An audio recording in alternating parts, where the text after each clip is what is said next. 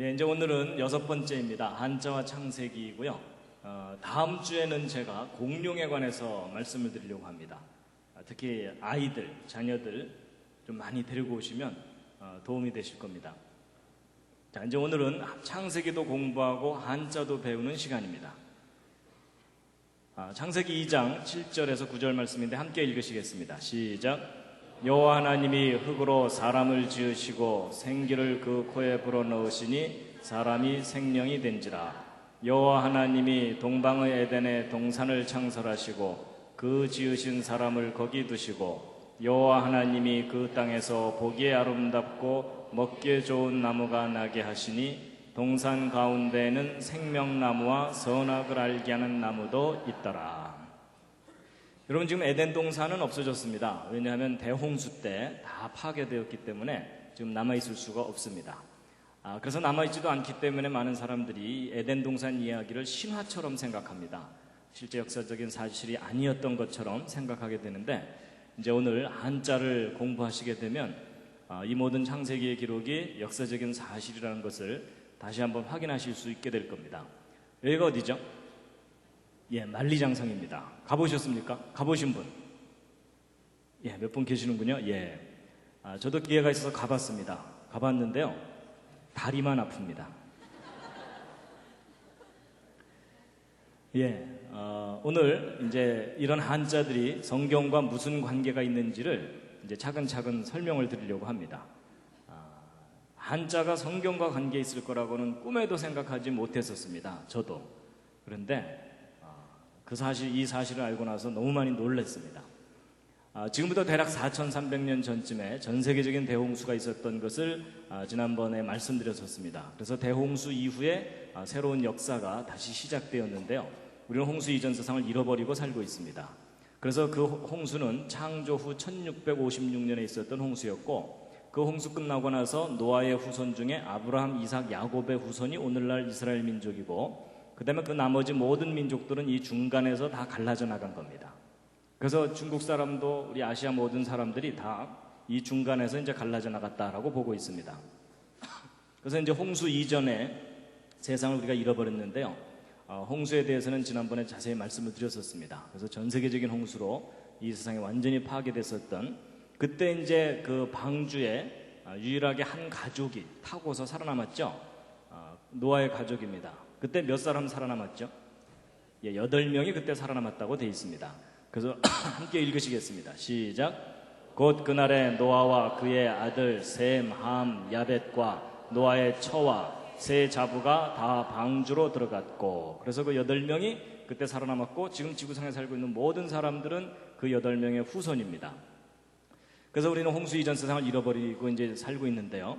여러분, 그 홍수 끝나고 나서 이제 전 세계로 이제 사람들이 흩어지게 되는데, 그 흩어진 이야기는 지난번에 잠깐 말씀을 드렸던 것으로 알고 있습니다. 그래서 이 홍수 끝나고 나서 이제 동쪽으로 아예 베링해를 건너간 사람들이 아메리카 인디언들이고, 그러면 이제 동쪽으로 가다가 야, 우리는 다리가 아파서 더 이상 못 가겠다 하고 일로 쏙 들어온 것이 우리 조상들입니다. 그래서 금년이 단기로 4338년에서 이제 9년으로 되고 있는데, 그러니까 우리 민족의 시작이 지금부터 4,300년 전쯤이라면 그게 바로 성경에서 이야기하는 노아의 홍수 때쯤입니다.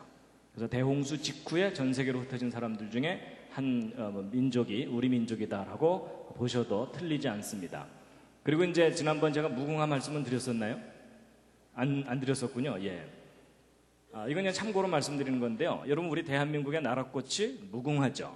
근데 여러분이 무궁화하고 성경과 무슨 관계가 있는 거 아십니까? 여러분, 예수님을 상징하는 꽃이 있죠.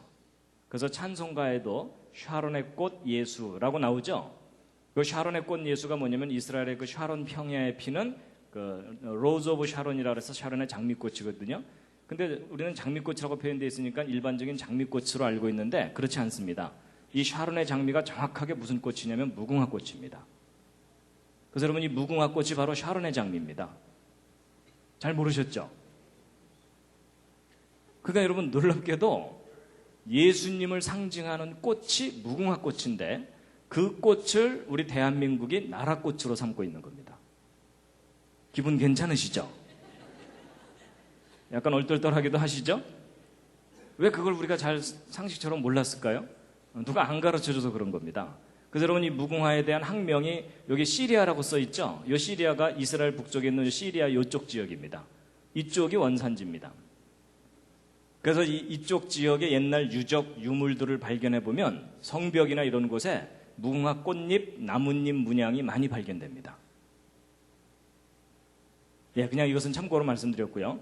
그 다음에 이제 동쪽으로 가다가 여기 땅 넓어 해 이러면서 살게 된 사람들이 누굽니까? 이게 이제 중국 사람들입니다. 예. 그런데 이 중국 사람들을 포함한 아시아 사람들이 한자를 함께 사용하고 있잖아요. 근데 여러분 이 한자를 발명한 사람들은 중국 본토 사람들이 아닙니다. 연구를 해보면 이 한자는 동이족이라고 이 중국보다는 약간 동북 쪽에 살고 있는 사람들이 발명한 것이라고 지금 알려져 있습니다. 그럼 이쪽 사람들이 한자를 발명했다면 우리 조상일 가능성이 아주 높다는 얘기입니다. 그래서 이제 이 한자에 대해서 이제 말씀을 드릴 텐데요. 여러분 이 한자를 발명한 사람들이 성경대로라면 노아의 후손이겠죠? 그렇다면 한자 속에 뭔가 그 근거가 남아있을 텐데 그 대표적인 예가 바로 이제 이 글자입니다. 이 글자는 제가 지난번에 말씀드렸었나요? 아니었군요. 그때 노아홍수 이야기하면서 시간이 좀 없어서 이 부분은 빠뜨린 것 같습니다. 여러분 이 글자 무슨 글자이죠? 배선자입니다. 그래서 구조선, 유조선, 유람선 이럴 때 배선자인데 이 배선자를 분해를 해보면 배주자에 8팔자에 입구자 이렇게 되어 있는데 이 입구자는 사람의 입을 가리킬 때도 쓰지만 사람의 숫자를 쓸 때도 씁니다. 그러면 배, 8사람 이렇게 되어 있습니다. 8사람이 탄 배. 뭐 떠오르는 배 있으시죠? 예, 성경 창세기의 내용을 아는 사람들은 이게 노아의 방주와 관련되어 있는 것을 생각해낼 수가 있거든요. 여러분 배홍수 때 8명 살아남았거든요. 신기하죠?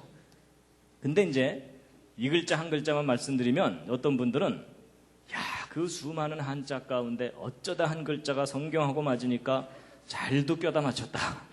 이제 이러는 분들이 혹 있으실 겁니다. 근데 여러분 어쩌다 한 글자 맞으면 제가 쑥스럽게 이걸 뭘 소개를 해드리겠습니까? 그렇죠? 예, 오히려 반발심이 들죠. 근데 여러분 거꾸로 한번 생각해 보세요.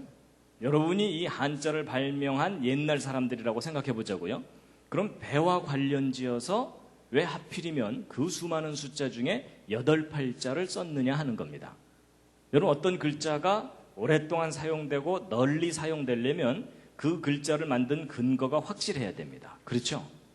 그럼 무슨 뚜렷한 근거가 없는 한 8팔자를 배와 관련해서 쓸 이유가 없다는 겁니다.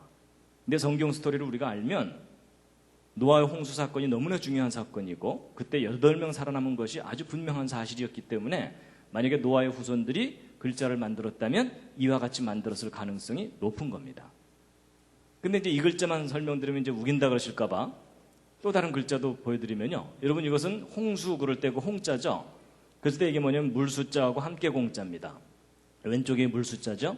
그래서 이것을 풀이를 해보면 물로 함께 멸망당했다 또는 홍수 때에 함께 살아남았다 이렇게 풀이될 수 있는 그런 모양인데 이 함께 공자 밑에도 8팔자가 또 들어있습니다. 희한하게도 배와 관련지어서 물과 관련지어서 8팔이라는 숫자가 자주 발견됩니다. 그리고 이제 이 글자는 조금 어려운 글자입니다. 그 연혁 소개 그럴 때 그 연자인데요. 아마 어른들은 기억하실 겁니다. 개교 기념일이나 회사 창립 기념일 날 기념식을 하는 순서 중에 하나가 뭡니까? 다음은 연혁 소개가 있겠습니다. 뭐 이런 거 있죠. 그 회사의 역사 같은 걸 얘기할 때 쓰는 말이거든요. 역사와 관계된 글자입니다. 근데 이 글자를 풀이를 해보면 물숫자의 8팔자 입구자거든요. 홍수 후에 8사람으로부터 그 후손들이 이어져 내려갔다라고 하는 인류의 그 역사에 대한 이야기라고 볼 수 있는데 여러분 성경을 보면은 아라랏산에서 나온 노아의 그 8가족이 아마도 강을 따라서 아래쪽으로 내려가면서 정착하면서 살았을 거거든요. 그랬을 때 이 연자는 그 자체의 뜻은 물 따라 내려가다 이런 뜻을 가진 글자입니다. 그래서 아마 노아의 후손들도 물 따라 내려가면서 살았고 또 이 큰 산맥을 넘어서 동쪽으로 이제 이동을 해야 되거든요. 그럼 큰 산을 넘고 난 다음에는 강을 따라서 하류로 내려가면서 정착하면서 살게 됩니다. 그래서 그것과 관계된 글자일 거다라고 추정하고 있습니다. 그리고 이제 이 글자는요, 운반하다 그럴 때 반자입니다. 나를 반자인데 이걸 분해를 해보면은 이 왼쪽에 있는 요 글자가 손수자고, 그 다음에 배주자, 여덟 팔자, 또 우자 이렇게 돼 있습니다. 그러니까 손으로 배에다가 8사람이 계속해서 뭔가를 옮기고 있는 것을 나타낸 글자입니다. 근데 성경 기록을 보면 하나님께서 노아에게 동물들을 방주에 다 싣게 하신 후에 또 식량을 옮겨 실으라는 명령을 하십니다. 그래서 성경 창세기 6장 21절을 보면요, 너는 먹을 모든 식물, 먹을 것을 네개로 가져다가 저축하라 이러면서 방주에 실는 것을 명령하시는데, 그것과 관계된 글자일 거라고 보고 있습니다. 잘 껴맞추죠. 그런데 이제 한자 중에 참 신기한 글자가 하나 있습니다. 바로 이제 이 글자입니다. 이거 무슨 뜻이죠? 이게 지을, 조, 만들다라는 뜻을 가진 글자입니다. 그럼 도대체 저 글자가 무엇을 만드는 글자인가 하는 건데요. 여러분, 이 글자를 분해를 해보면 이 흑토자의 삐침에 입구자의 책받침이라고 보통 배우셨죠? 한자 배우실 때. 근데 이제 우리가 보통 책받침이라고 배우지만 이것의 원형 글자가 이겁니다. 이게 뭐냐면 이게 터럭삼자입니다. 그래서 사람의 긴 머리카락을 의미합니다. 그리고 몸, 팔, 두 다리. 그래서 긴 머리를 가진 사람이 이렇게 착 하고 걷는 그런 모양을 나타낸 글자입니다. 그래서 이게 이제 그 뜻도 쉬엄쉬엄 가다, 달리다 이런 뜻을 가진 착자입니다. 그 다음에 이제 요 삐침이라고 알려진 이 글자는 모양새가 이렇게 삐쳐 있는 것처럼 돼 있어가지고 그렇지, 이 글자의 원래 뜻이 무슨 글자냐면은 이 생명입니다. 생명을 표시하는 글자입니다. 그래서 생명할 때 그 날생자에도 여기 삐침 붙어 있죠. 근데 요 두 글자를 비교해 보면 그 뜻이 아주 분명해집니다. 여러분, 이 왼쪽에 있는 호자가 무슨 호자일까요? 저게 집호, 그래서 아파트 몇 동 몇 호 할 때 그 호자입니다. 그리고 이 시자는 뭐죠? 주검시라 그래서 사람 죽은 시체를 의미합니다. 그럼 여러분, 왼쪽에 있는 건 사람이 살고 있는 집이고 오른쪽은 죽은 시체죠. 뜻이 정반대이잖아요. 근데 이 글자가 비슷한데 차이가 뭐냐면 요 위에 삐침 하나 차이죠. 그러니까 뭐가 없으니까 시체입니까? 생명이 없기 때문에 시체, 이렇게 되는 겁니다. 그 뜻이 아주 분명해지죠. 그럼 여러분, 이 글자가 이제 풀이가 됩니다. 보세요.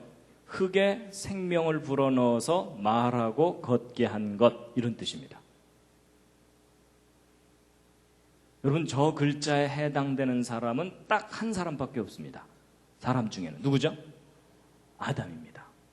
여러분, 성경을 보면 하나님께서 여호와 하나님이 흙으로 사람을 지으시고 생기를 그 코에 불어넣으시니 사람이 생명이 된지라, 이렇게 돼 있죠. 여러분, 성경을 보면은 인류의 맨 첫 번째 조상인 아담이 흙으로 지음받았다고 돼 있거든요.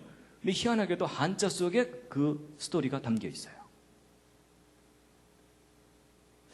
여러분, 이 한자를 만든 사람들이 뭔가를 알고 있었던 사람입니다. 여러분, 인류 가운데 아담만 흙으로 지음받았어요. 하와도 아담의 갈비뼈로 만들어졌고요. 여러분과 저는 어머니 태로부터 나와요. 그렇죠? 그러니까 이 글자에 해당되는 사람은 아담밖에 없어요. 참 신기하죠? 그러니까 여러분, 흙으로 사람이 만들어졌다는 것은 이 성경을 알았던 사람들만 알았던 게 아니고요. 고대 동양 사람들도 그 사실을 알았었다는 얘기입니다. 근데 여러분, 사람의 조상, 그러니까 이 아담이 흙으로 만들어졌다는 거 믿으시나요? 표정을 보아서는 지금 거의 안 믿으시는 표정입니다. 근데 여러분, 아담이 흙으로 만들어졌다는 말이 과학적인 말입니까? 비과학적인 말입니까? 옆에 있는 분과 한번 상의해 보시죠. 자, 아담이 흙으로 만들어졌다는 건 과학적인 이야기다라고 생각하시는 분. 예, 여러분 계시고요. 아니다, 이건 좀 비과학적인 이야기다. 예, 그럼 나머지 분들은요? 들어보고 결정하시겠다, 이런 표정이시네요. 여러분, 저도 예전에는 흙으로 사람이 만들어진다는 건 비과학적인 것이라고 생각했습니다. 그런데 아니에요. 여러분, 흙으로 사람이 만들어졌다는 것은 과학적인 이야기입니다. 무슨 말이냐? 여러분, 과학적이라는 것은 지난번에도 제가 어떤 말씀드렸지만 원인과 결과가 분명한 것이 과학적인 겁니다. 그렇죠? 자, 그럼 이제 생각해 보세요. 여러분, 죽으면 무엇으로 돌아가십니까? 흙으로 돌아가시죠? 여러분 중에 혹시 플라스틱으로 돌아가실 분 계십니까? 여러분, 모든 사람은 죽으면 다 흙으로 돌아갑니다. 맞죠? 그래서 여러분 신토불이란 말이 무슨 말이냐면 우리 몸과 흙은 서로 다른 게 아니다 그 얘기죠. 그래서 사람의 몸과 흙은 같은 성분입니다. 근데 사람이 죽으면 흙으로 가는 건 누구나 다 아는데 흙에서부터 사람이 만들어졌다는 건 잘 인정이 안 되시죠? 여러분 이해하실 수 있도록 설명을 해드리겠습니다. 보세요. 여러분 흙을 한 사 퍼서 어린아이들을 주면 어린아이들은 하루 종일 흙장난하고 놀다가 기껏 만드는 게 두꺼봐 이러면서 두꺼비 집 하나 만듭니다. 그렇죠? 근데 그 똑같은 흙을 한 사 퍼가지고 여러분을 드리면 여러분은 나름대로 그릇 하나씩 만드실 수 있을 겁니다. 그렇죠? 그리고 여러분 중에 정말 솜씨가 좋으신 분들은 이런 도자기도 만드실 수 있겠죠? 근데 여러분 그 똑같은 흙을 한 사 퍼서 반도체를 만드는 과학자들 갖다 주면 그 과학자들은 이 흙에서 모래를 뽑아내고 모래 속에서 실리콘을 뽑아내고 정제하고 가공해서 금보다 더 비싼 반도체 칩을 만들어냅니다. 자, 그럼 여러분 한번 생각해 보세요. 재료는 똑같은 흙이에요. 그렇죠? 그런데 왜 아이들은 두꺼비집, 어른들은 그릇, 전문가는 그보다 더 훨씬 훌륭한 반도체 칩을 만들어내는 거죠? 결과가 다르죠. 결과가 다른데 그 결과가 다른 원인이 뭐예요? 그 원인이 뭘까요? 예, 여러 가지 표현할 수 있지만 지혜와 능력의 차이예요. 맞죠? 여러분 똑같은 재료를 가지고 지혜와 능력이 클수록 더 훌륭한 작품이 나온다. 이거 상식이죠. 자, 그러면 이제 보세요. 이런 식으로 이렇게 이제 가는데 여러분 제가 지난번에 제일 첫 번째 그 주제를 말씀드릴 때에 이 반도체 칩하고 이 생명체를 비교해 드린 적이 있었습니다. 뭐 이미 지나간 추억이 되셨겠지만 하여튼 그런 적이 있었습니다. 그때 제가 이 반도체 칩과 세포의 정보 저장 능력에 대해서 비교를 해드린 게 있는데 여러분 요 밑에 있는 칩 640권 새로 개발된 것 이 속에 책 2만 권을 집어넣는다 그랬죠? 근데 이 오른쪽 세포에는 대략 백과사전 1000권 정도의 유전 정보가 들어있다 그랬죠? 근데 여러분 숫자상으로는 왼쪽이 더 커 보이지만 여러분 이 세포를 반도체 칩 위에다가 올려놓으면 보여요? 안 보여요?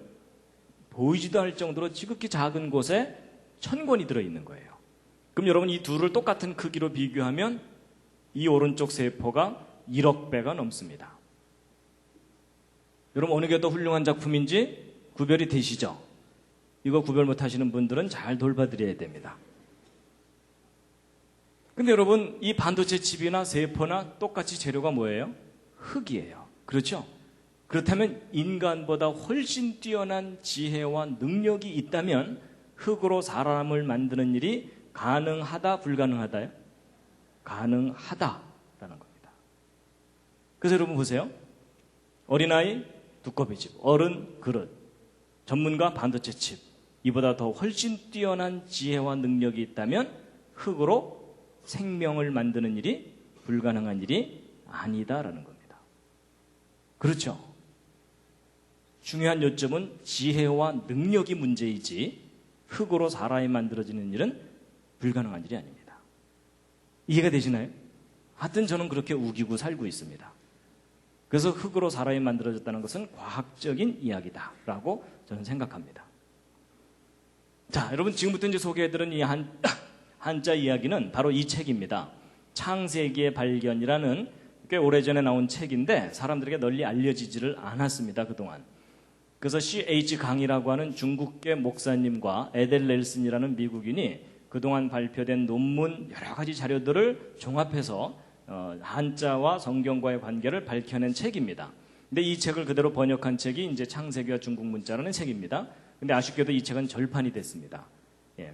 그리고 이제 그 밖에 다른 책들이 이제 나와 있습니다. 자, 여러분 이 빨간색 이게 뭘까요? 예, 중국 지도입니다. 그 옆에다 이제 한국을 딱 붙여놓으면 분명해지죠? 그래서 코리아, 차이나. 그래서 크기가 하도 차이가 나서 차이나입니다.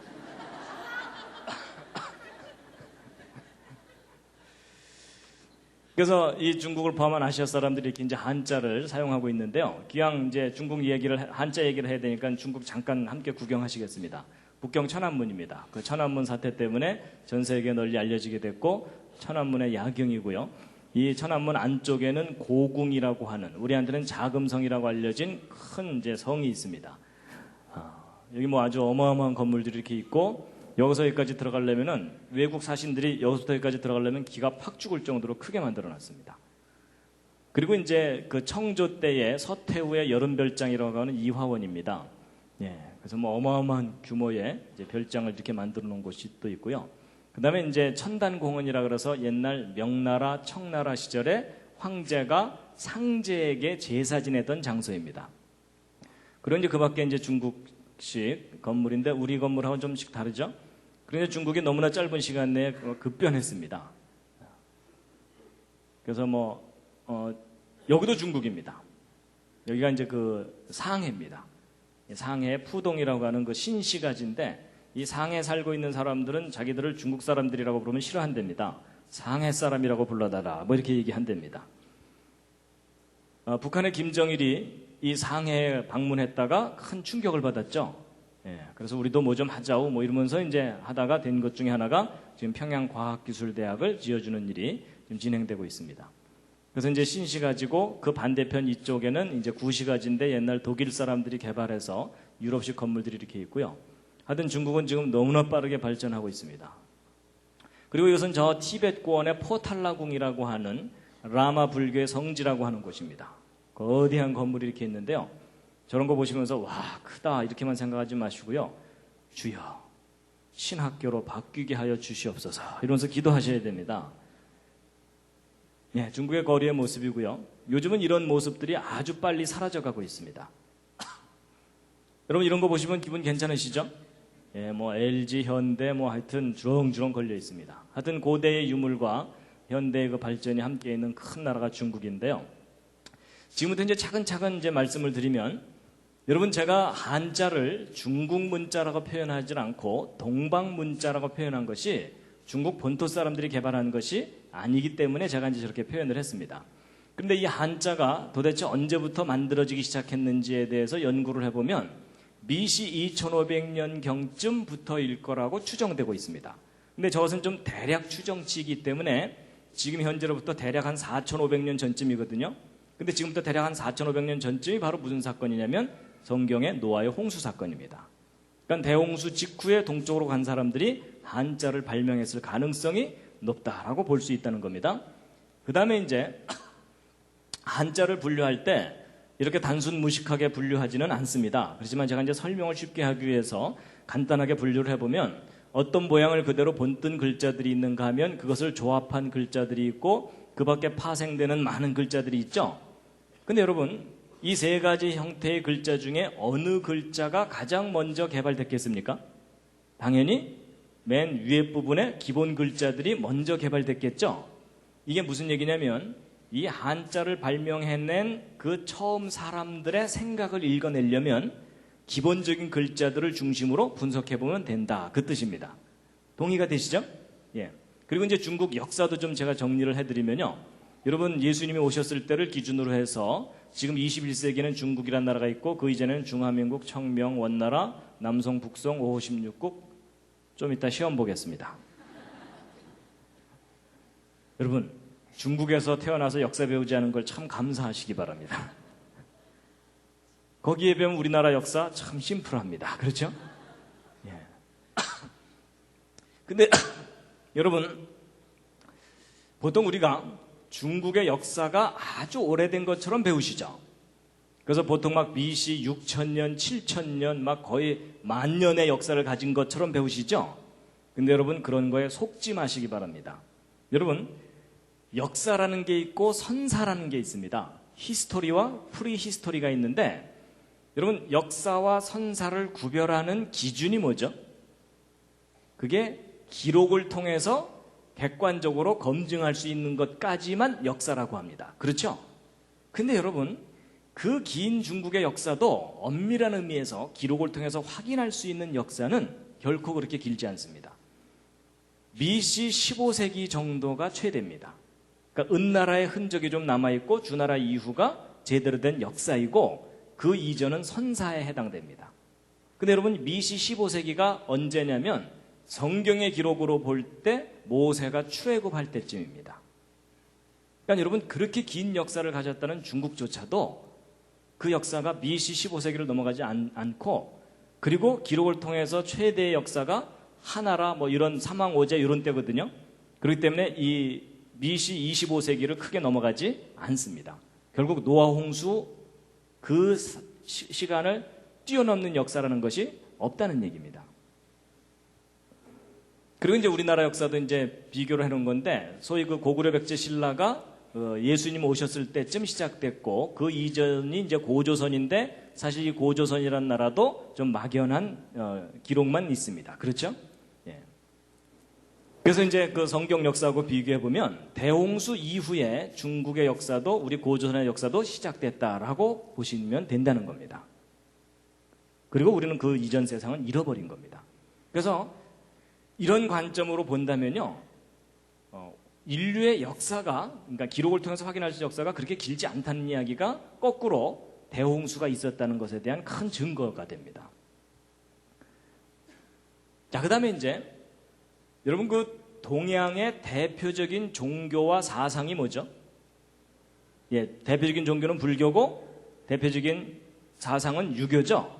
그래서 여러분과 저도 비록 기독교인이 됐기는 했지만 저 불교와 유교의 뿌리가 뿌리 깊게 남아 있어요. 맞죠? 예. 그래서 이제 우리가 이 영향을 참 많이 받았는데, 근데 이제 질문을 좀 바꿔서요, 이 동양의 뿌리가 되는 종교가 뭐냐라고 질문을 하면 대답이 달라집니다. 일단 불교나 유교는 뿌리가 되는 종교일 수가 없습니다. 왜냐하면 불교나 유교는 석가모니나 공자 등에 의해서 시작됐는데 이 사람들이 BC 5세기, 6세기 요때쯤 사람들이거든요. 근데 동양 사람들은 이미 그 이전부터 살고 있었죠. 그렇다면 뿌리가 되는 종교를 알아내려면 그 이전 사람들이 갖고 있던 종교를 밝혀내야 됩니다. 그렇죠.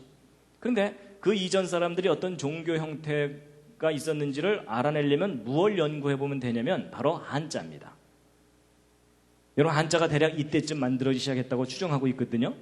그렇다면 이 사람들이 어떤 종교 형태를 가지고 있었다면, 그리고 그들이 어떤 신을 숭배했다면 그것이 그들의 글자 속에 흔적으로 남아있을 수 있겠죠. 그래서 이제 그걸 찾아내면 되는데 별로 어렵지 않습니다. 그것을 알아내려면 종교, 제사, 기도 이런 것과 관계된 한자들을 분석해 보면 됩니다. 자, 다 같이 한번 써보시겠습니다. 한자로. 자, 옆에 있는 분과 상의해 가면서 한번 써보시죠. 네, 지금 거의 망연자실한 표정이십니다. 예, 종교, 제사, 기도 이런 한자를 한번 써보시면요, 제가 다 써왔습니다. 예, 안 쓰실 거 알고 제가 다 써왔습니다. 종교, 제사, 기도 이렇게 쓰거든요. 그 다음에 그것과 관계된 한자들을 이것저것 모아놓은 겁니다. 여러분, 종교에는 신이 있고 그 신을 숭배합니다. 그리고 이제 참선, 여러분 참선은 기독교적인 용어로 바꾸면 큐티, 묵상 뭐 이런 겁니다. 그 다음에 이제 제사에는 사직이 있죠. 그래서 여러분 서울에도 부산에도 사직공원이 있죠. 그 다음에 이제 예절, 여러분 거의 모든 예절이 제사로부터 나왔다고 해도 과언이 아닐 정도로 제사와 예절은 아주 깊은 관계가 있습니다. 그 다음에 이제 기도할 때 우리가 복을 받기를 빌고 화가 내리지 않기를 빌고 도움을 빌고 이렇게 되죠. 자, 그런데 여러분 퀴즈입니다. 이런 종교, 제사, 기도와 관계된 한자들을 이것저것 모아놓고 나면 이상하게 눈에 자주 뜨이는 부수 글자가 하나 있습니다. 단어마다 꼬박꼬박 하나 두 개씩 들어있죠. 무슨 글자입니까? 그거요. 그렇죠? 그거. 예. 그런데 여기서는 보일시만 이러시는데 제가 어디 갔더니 아무 소리도 못 하시더라고요. 그거 이러시더라고요. 근데 바로 이 글자입니다. 이 글자가 무슨 글자냐면 바로 보이다라는 뜻의 시자고, 또는 계시하다, 나타내주다 이런 거거든요. 근데 여러분, 계시하는 존재가 누구죠? 신이에요. 그렇죠? 근데 이제 그러면 이 글자가 글자마다 꼬박꼬박 들어있는데 저 글자가 뭔가 중요한 열쇠를 가지고 있는 글자입니다. 그럼 이제 이 글자의 비밀을 풀어야 되는데, 여러분 이 보일시의 옛날 그림 글자 형태가 여러 가지 형태로 있는데 그 중에 가장 단순하고 기본적인 형태가 이겁니다. 자, 그런데 여러분 우리가 한자를 배울 때 한자는 각 획마다 다 뜻이 있는 거 아시죠? 그렇죠? 그래서 한자 배울 때 기본 세 획이 어떤 거냐면 그걸 나타내는 글자가 바로 이 장인 공자입니다. 여러분 한자가 네모나게 보통 생겼는데 장방형으로 생겼는데 여러분 위에 가로로 한 획이 무슨 뜻일까요? 이게 하늘입니다. 하늘. 그럼 밑에 가로로 한 획은 뭐겠습니까? 땅입니다. 그리고 위에 가로로 내리그은 획은 뭘까요? 이게 사람입니다. 이게 기본 세 획이거든요. 그럼 이 관점으로 이 글자를 한번 보시면 여러분 위에 한 획이 뭐죠? 하늘. 그 다음에 사람, 사람이죠? 하늘 몇 사람이요? 세 사람. 하늘 세 사람. 그러면 혹시 뭐 관련해서 뭐 떠오르는 거 없으십니까? 예, 성경을 보면 이 우주를 창조하신 창조자 하나님이 사람에게 세 가지 모습으로 하나님 자신을 표현을 하셨습니다. 그 세 가지 모습이 뭐냐면 아버지로서 성부 하나님, 그 다음에 아들로서 아들의 모습으로서 사람의 모습으로 이 땅에 방문하셨던 예수 그리스도 성자 하나님, 그리고 세 번째는 성령 하나님이죠. 그런데 우리가 알고 있는 그 삼위 하나님이라는 개념하고 뭔가 글자 모양이 통해요. 그렇죠? 그렇다면 고대 사람들도 신에 대해서 정확한 지식을 갖고 있을 수 있었을 텐데, 근데 이제 이 글자만 설명드리면 우긴다 그러실까봐 제가 이제 한 글자 더 알려드리면요. 여러분 하나님의 삼위 중에 성부, 성자, 세 번째가 뭐죠? 성령이죠. 근데 그 령자 쓸 줄 아십니까? 한자로? 이건 포기하셔야 됩니다. 왜냐하면 쓰기보다는 한참을 그려야 됩니다. 복잡하죠? 그래서 이게 이제 성령, 영혼 그럴 때 그 영자인데, 여러분 보세요. 이 글자 잘 보시면 가운데 입구자가 몇 개가 있나요? 3개가 있죠. 여러분 저 입구자는 사람의 입을 가리킬 때도 쓰지만 사람의 숫자를 셀 때도 쓴다 그랬죠? 그럼 3사람이죠. 희한하게도 어떤 신적인 존재와 관계된 글자들이 이상하게도 3사람이 나타나 있어요. 항상. 그리고 이제 그 중에서도 요 밑에 있는 글자 이게 뭐냐면 무자거든요. 이게 보통 무당 그럴 때 쓰는 그 무자입니다. 근데 여러분 무당이라고 하면 기독교에 반대되는 것처럼 일반적으로 생각하죠. 근데 그런 편견을 좀 버리고, 여러분 무당이라는 존재의 원래 역할이 뭡니까? 신과 인간을 연결시켜주는 존재예요. 그렇죠? 근데 여러분 이 무자 자체만 다시 한번 들여다보세요. 이 무자를 보시면 위에 한 획이 뭐라 그랬죠? 하늘, 땅, 사람인데 2사람이 더 있죠. 여기도 몇 사람이에요? 여기도 3사람이에요. 뭔가 공통점이 있죠. 그렇다면 이 모든 것들을 종합해 볼 때 이 보일시라는 종교, 제사, 기도와 관계된 글자에 꼬박꼬박 나타나는 이 글자가 고대 동양 사람들이 그들이 숭배하던 신 또는 신과 관계된 뭔가 중요한 것을 나타낸 글자일 가능성이 높다라고 해도 큰 무리가 없겠죠. 아니면 말고요. 제가 조심스럽게 얘기하는 겁니다. 자, 그런데 그럼 이 글자가 그거 관계 있다라고 좀 우리가 좀 어느 정도 타당성이 있다고 생각한다면, 한자 중에 성경 창세기 이야기를 모르면 안 풀리는 글자가 참 많아요. 그 중에 아주 대표적인 글자가 뭐냐면 바로 이 글자입니다. 여러분 저건 무슨 글자죠? 예, 금지하다라는 금자입니다. 여러분 청소년 시절에 한 맺히는 글자 아닙니까? 그렇죠? 예, 호기심에 한번 들어가 보고 싶은데 미성년자 출입 금지 뭐 이렇게 돼 있는 거예요. 그리고 요즘 이제 차가 많아져 갖고 골목마다 주차 금지. 여러분 사람이 자기가 마음껏 뭔가를 하고 싶은데 그거 못하게 하면 한이 맺혀요. 그렇죠? 그래서 여러분 우리로 하여금 한 맺히게 하는 글자가 저 금알금자인데, 여러분 이 금지하다라는 금자를 일반적으로 풀이하면 수풀림자의 보일시자거든요. 근데 여러분 숲이 보이다, 숲이 보이다, 이거 하루 종일 생각해도 하지 말아라는 뜻을 가져야 될 뚜렷한 이유가 떠오르질 않아요.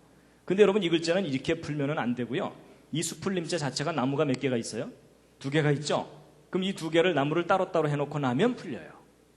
2개의 나무와 그리고 신과 관계된 무엇이라 그랬죠?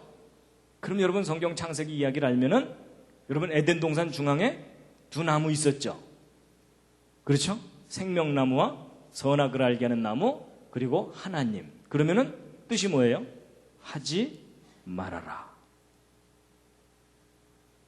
여러분 에덴 동산 사건을 우리가 알면, 여러분 하나님께서 아담과 하와에게 모든 걸 다 허락하셨는데 맨 처음에 딱 하나 금하신 게 있었어요. 뭐였죠? 선악을 알게 하는 나무의 실과는 먹지 말아라. 내가 먹는 날에는 반드시 죽을 것이다. 그래서 여러분과 저는 지금 다 죽어요. 그렇죠? 근데 아담과 하와가 그걸 따먹었어요. 따먹고 나서 에덴 동산에 쫓겨납니다. 근데 쫓아내실 때 하나님께서 또 하나 금하신 나무가 있어요. 그게 뭐죠? 생명나무예요. 그래서 생명나무 가는 길을 천사들과 화염검으로 지키게 하셨어요. 그래서 여러분 그 창세기 에덴 동산 이야기를 다 정리해 보면 하나님께서 인간에게 모든 걸 다 허락하셨는데 딱 두 가지 금한 게 뭐예요? 선악을 알게 하는 나무와 생명나무. 그 두 나무와 하나님. 그럼 합치면 뜻이 뭐예요? 하지 말아라. 잘 껴맞추죠. 그런데 여러분 그렇게 풀이될 수 있는 모양을 하고 있는 게 너무 신기하지 않으세요? 아니 생각해 보세요. 나야 에덴 동산 이야기를 아니까 나무 두 개 이렇게 그려놓고 하늘에서 오신 세 분 이러면서 상대방을 딱 보여줬는데 상대방이 이게 뭔 소리요? 이러면은 그 글자 사용할 수 있어요 없어요? 할 수 없어요. 근데 내가 나무 두 개 그려놓고 하늘에서 오신 세 분 이러면서 상대방을 딱 보여줬더니 상대방이 뭐라고 알아듣는 거예요? 하지 말아라. 이게 지금 수천 년 동안 사용되어 왔다는 얘기는 이걸 사용한 사람들이 그 이야기를 서로 알고 있었어야만 가능한 일이에요. 맞죠?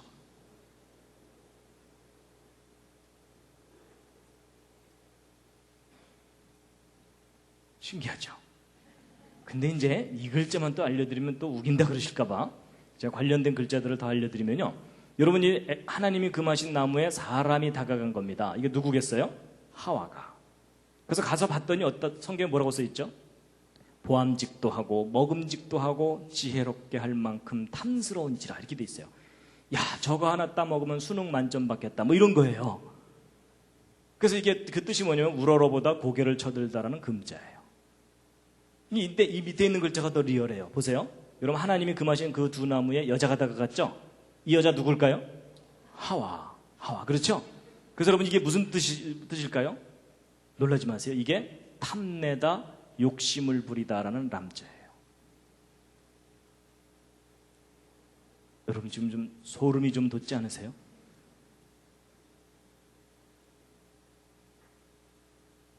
여러분 에덴 동산 얘기가 신화인 줄 알았는데 고대 동양 사람들이 알고 있던 얘기였어요. 근데 이제 탐내고 욕심 부린 걸로 끝났으면 다행인데 드디어 행동 개시. 하나님이 금하신 그 두 나무에 손을 갖다 댄 거예요. 이게 뭐냐면 만지다 가까이 하다라는 마자예요. 이건 가릴 엄자인데 귀신이 자기 정체를 숨기고 뭐 이런 의미로 볼 수 있어요. 그리고 여러분 에덴 동산에 등장하는 우리의 왼수 있죠. 뭐예요? 뱀, 비암. 그렇죠? 예. 여러분 그 뱀이 하와를 유혹하잖아요. 근데 계시록에 보면 그 뱀의 정체가 나옵니다. 함께 두 줄만 읽겠습니다. 시작. 옛 뱀 곧 마귀라고도 하고 사단이라고도 하는 온 천하를 꿰는 자라. 이렇게 돼 있죠? 여러분 옛 뱀이 뭐냐면 그 에덴 동산의 그 뱀입니다. 그 뱀이 정체가 곧 뭐라고요? 마귀. 여러분 마귀 좋아하세요? 싫어하시죠? 근데 여러분 마귀자 쓸 줄 아세요? 한자로? 여러분 마귀자 이렇게 써요. 마귀. 그래서 여러분 이게 악마, 사탄인데 잘 보세요. 두 나무와 관계된 귀신. 그게 악마예요. 지금 계속 놀라고 계시죠? 자기 정체를 숨기고. 그 다음에 귀신은 뭐냐? 여러분 보세요. 이 귀신 귀자에 요 밭전자 있죠? 지금 우리가 이제 밭전자라고 알려져 있지만 이 글자의 옛날 원형 글자들을 연구해 본 분들이 이것은 에덴 동산을 표시하던 글자구나. 어떤 특별한 장소. 이제 그걸 알게 됐어요. 그래서 여러분 귀신은 뭐냐면 에덴 동산에 어떤 살아있는 것이 사람에게 비밀스럽게 접근한 존재. 이게 귀신이에요. 그래서 이제 한자 중에 이제 몇 가지 기본 글자들을 먼저 알려드리면요. 이 밭전자가 아까 말씀드린 대로 어떤 특별한 장소를 표시하던 글자인데 우리가 지금은 밭이라고 알려있지만 원래 에덴 동산을 나타냈던 글자이고요. 이 선역서자는 여러분 에덴 동산에 있던 첫 번째 사람입니다. 이게 사람 인자의 옛날 형태거든요. 에덴 동산의 첫 번째 사람이 누구죠? 아담이죠. 그래서 이 선역서자는 지금은 선역서자지만은 아담, 남자를 표현하는 글자입니다. 근데 왜 선역서자로 지금 쓰느냐? 저것도 관련이 있다고 보고 있어요. 여러분, 동양 사람들이 볼 때 에덴 동산은 어느 쪽 방향이에요? 서쪽 방향이에요. 그렇죠? 그래서 이제 관련이 있다고 보고, 그 다음에 이제 뼈골자입니다. 여러분, 아담의 갈비뼈로 하와를 만들었죠? 성경을 보면. 그럼 여러분, 저 뼈골자는 누구를 나타내는 글자겠어요? 여자, 하와. 그래서 지금은 뼈로 알려져 있지만 하와입니다. 그래서 이제 여러분, 아담의 갈비뼈로 하와를 만드는 장면을 이제 좀 자세하게 설명을 드릴 텐데요. 일단 성경에 써 있는 내용, 뭐라고 써 있는지 한번 유심히 한번 읽어보시기 바랍니다. 시작.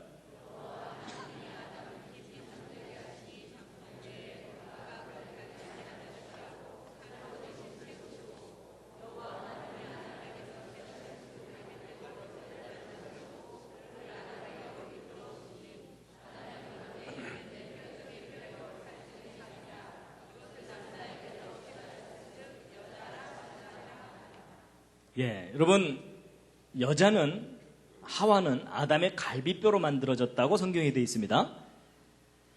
자, 퀴즈를 드리겠습니다. 여러분, 오늘날 남자들이 갈비뼈 양쪽 개수가 똑같을까요? 다를까요? 옆에 있는 분과 한번 상의해 보시기 바랍니다. 자, 그리고 남자분들은 한번 튕겨 보시기 바랍니다. 띠리리리리링. 아니, 옆에 있는 분하고 싸우셨나요? 왜 서로 상의를 안 하시나요? 자, 확인해 보겠습니다. 1번 똑같을 거다. 2번 다를 거다. 이제 하나가 없을 거다. 3번 잘 모르겠다. 이 중에 택하시면 됩니다. 자, 뭐 서로 모르니까 우기셔도 됩니다. 자, 1번 오늘날 남자들 갈비뼈 양쪽 개수가 똑같을 거다. 오, 그 중에 내가 확인해 봤다. 예, 대부분 이제 확인 안 하시고 그냥 우기시는 거죠. 예, 내려주시고요. 자, 2번 아니다. 오늘날 남자들 갈비뼈 하나가 없을 거다. 꽤 많이 손 드셨죠? 예, 지금 손 드신 분들을 잘 돌봐드리시기 바랍니다.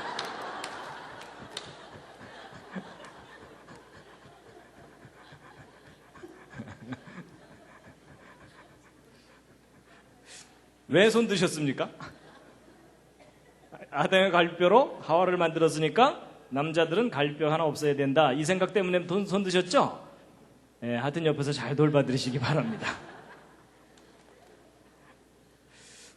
여러분, 저는 과학을 공부하고 또 성경을 믿고 그러다 보니까 신앙의 과학화를 부르짖는 사람 중에 하나입니다. 여러분, 하나님이 창조하신 세상의 원리와 법칙을 정확하게 모르면, 그러니까 쉽게 얘기하면 과학을 잘 모르면 미신, 맹신, 불신 이런 게 생기게 돼 있어요. 아주 그 대표적인 예가 바로 이 갈비뼈 얘기입니다. 오늘날 남자들 갈비뼈 양쪽 개수 똑같습니다. 똑같아요. 그러면 성경 틀린 거 아니냐? 아니에요, 여러분. 그거 잘 이해하셔야 돼요. 여러분, 아담의 갈비뼈를 꺼냈다고 해서 그 후손들이 갈비뼈가 없질 않아요. 여러분 생각해 보세요. 아담 갈비뼈 꺼냈다 그래서 아담과 하와가 자식을 낳으면 애가 갈비뼈가 하나 없어서 나올까요?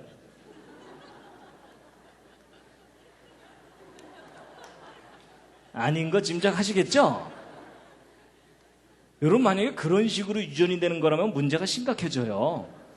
여러분 조상님 중에 논에 나가서 낫질하다 손가락 잘린 분, 자식을 낳았더니 애가 손가락이 하나 없어서 나와, 전쟁 나가서 다리 잘린 분 집에 돌아와서 애를 낳았더니 애가 다리가 없어서 나와. 여러분, 이런 식으로 유전이 되는 거라면 지금 현재 여러분과 저는 몸뚱이만 앉아 있어야 됩니다. 맞죠?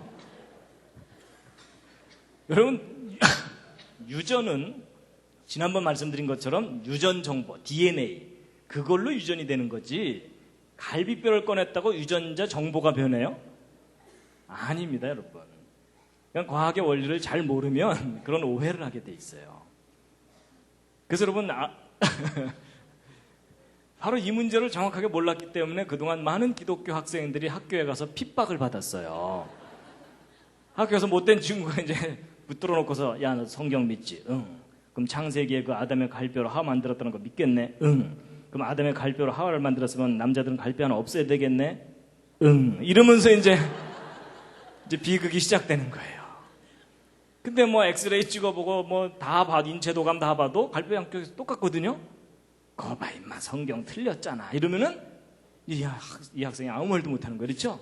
그냥 얼굴이 빨개져갖고 그날 저녁 교회 뒷자리 어두컴컴한 데 앉아서 울면서 기도하는 거예요. 주여 이게 어찌 된 일이옵나이까 이러면서. 그래서 여러분 아담 갈비뼈 꺼냈다고 남자들 갈비뼈 하나 없애야 된다, 이건 잘못된 생각입니다. 예, 그거 아니에요. 자, 그런데 여러분 또 여러분 아담의 갈비뼈를 꺼내서 여자를 만들었다, 하와를 만들었다, 이거 과학적인 이야기입니까? 비과학적인 이야기입니까? 이젠 분위기상 과학적인 얘기라고 대답은 해야 될 것 같은데 뭐 좀 떠오르는 아이디어가 없으시죠? 여러분 예전에는요, 야야 그 아담 갈비뼈로 하와를 만들었다는 그런 황당한 창세기를 내가 어떻게 믿냐 이러면서 사람들이 그거 못 믿었거든요. 근데 요즘은 그런 얘기하면 바보입니다. 왜냐하면 여러분 요즘 인간 복제 많이 들어보셨죠? 그게 뭐 하는 거예요? 여러분 몸에 있는 세포 하나 떼어내 갖고 여러분과 똑같은 사람을 또 하나 만든다는 거예요. 맞죠? 그럼 여러분 그게 무슨 얘기냐면 우리 몸의 일부를 떼어내서 또 하나의 사람을 만드는 일이 가능하다, 불가능하다? 가능하다고 지금 과학자들이 외치고 있잖아요. 그렇죠? 과학적으로 가능하다고. 근데 여러분 아담의 갈비뼈를 꺼내서 하와를 만들었다는 얘기는 그 요약하면 뭐예요? 아담의 몸의 일부를 떼어내서 또 하나의 사람을 만들었다는 얘기죠. 그게 무슨 얘기예요? 생명이 복제될 수 있다는 얘기죠. 그렇죠? 그 얘기가 그 얘기예요. 맞죠? 저는 오히려 아이 띨띨한 인간도 세포 하나만 떼어내도 또 하나의 사람을 만들 수 있다고 우기는데 그 전능하신 분께서 왜 하필이면 뭉태기로 떼내셨을까? 전 그게 오히려 이상해요. 근데 아마 세포 하나만 떼냈다면 우리가 이해를 못 하실까 봐 뭉태기로 떼내셨나? 전 그런 생각도 해봤어요. 맞죠? 불완전한 지식을 가진 인간도 사람 몸 일부를 떼내서 또 하나의 사람을 만들 수 있는 시대잖아요. 그게 과학적으로 가능하잖아요. 그렇죠? 근데 전능하신 분이 그거 못 하시겠어요. 그렇죠? 그러니까 여러분 생명 복제의 시조가 누구세요? 여러분 하나님이세요. 그렇죠? 과학자들이 이제 그 원리를 알아낸 것 뿐이에요. 이해가 되시죠? 그 다음에 여러분 보세요. 아담을 깊이 잠들게 했다 그랬죠? 전신마취의 시조가 누구십니까?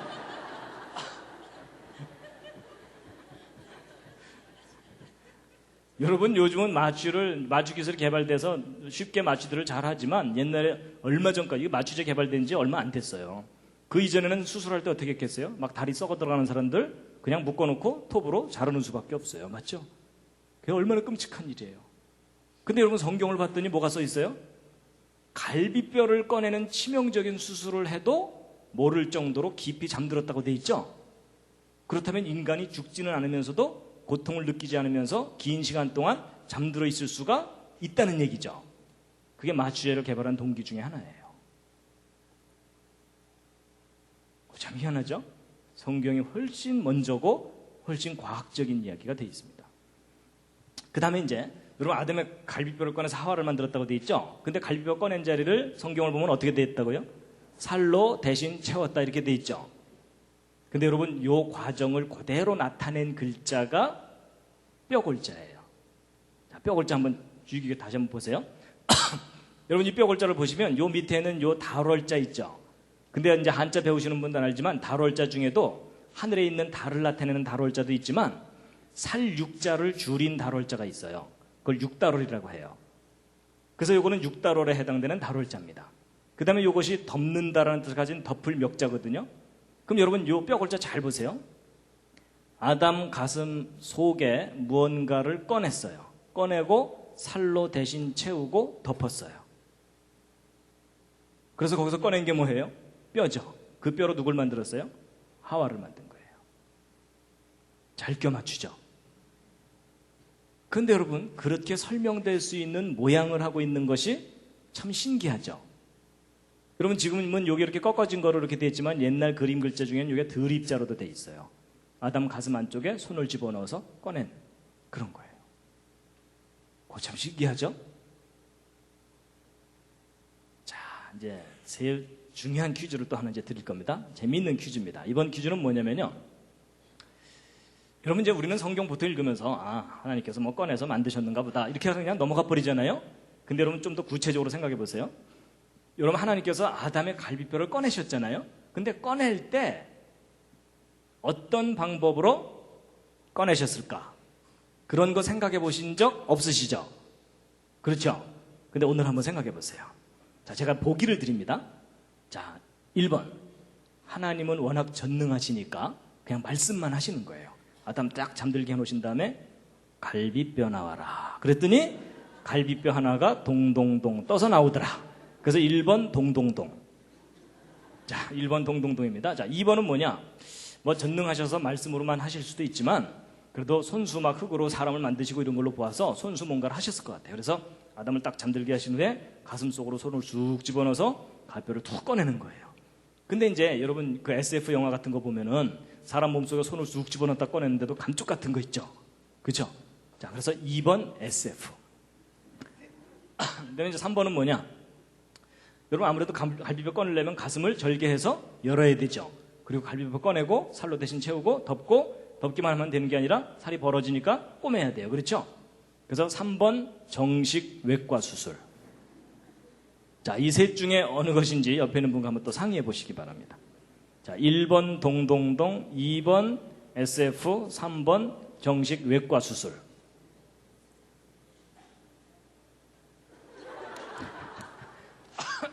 자, 이제 확인해 보겠습니다. 서로 모르니까 우기셔도 됩니다. 예, 재미삼아 그냥 한번 풀어보시면 됩니다. 자, 전능하시기 때문에 말씀만으로 하셨을 거다. 자, 1번 동동동. 동동동일 거다. 자, 지금 손 드신 분들은 만화를 많이 보신 분들입니다. 내려주시고요.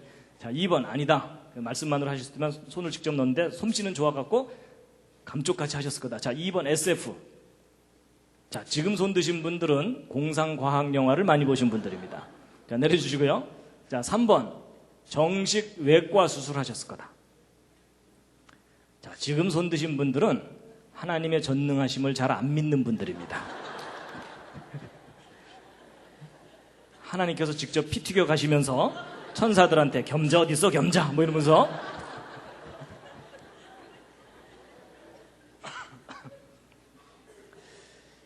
근데 여러분 몇 번일 것 같습니까? 저는 나름대로 근거가 있습니다. 제 생각에는 저도 이제 올라가서 확인해 봐야 돼요. 아담 만나서 확인해 봐야 되지만 제 생각에는 3번이에요. 정식 외과 수술. 왜냐하면 한자에도 좀 그 흔적이 있는데요. 살로 대신 채우고 덮었다고 돼 있죠. 그럼 덮었다는 얘기는 열었으니까 덮었겠죠. 그렇죠. 그래서 여기에 이제 흔적이 있는데 그보다 더 중요한 단서가 더 확실한 단서가 뭐냐면요. 아담의 고백입니다. 아담의 고백. 여러분, 아담은 완벽하게 기절했다 일어났죠.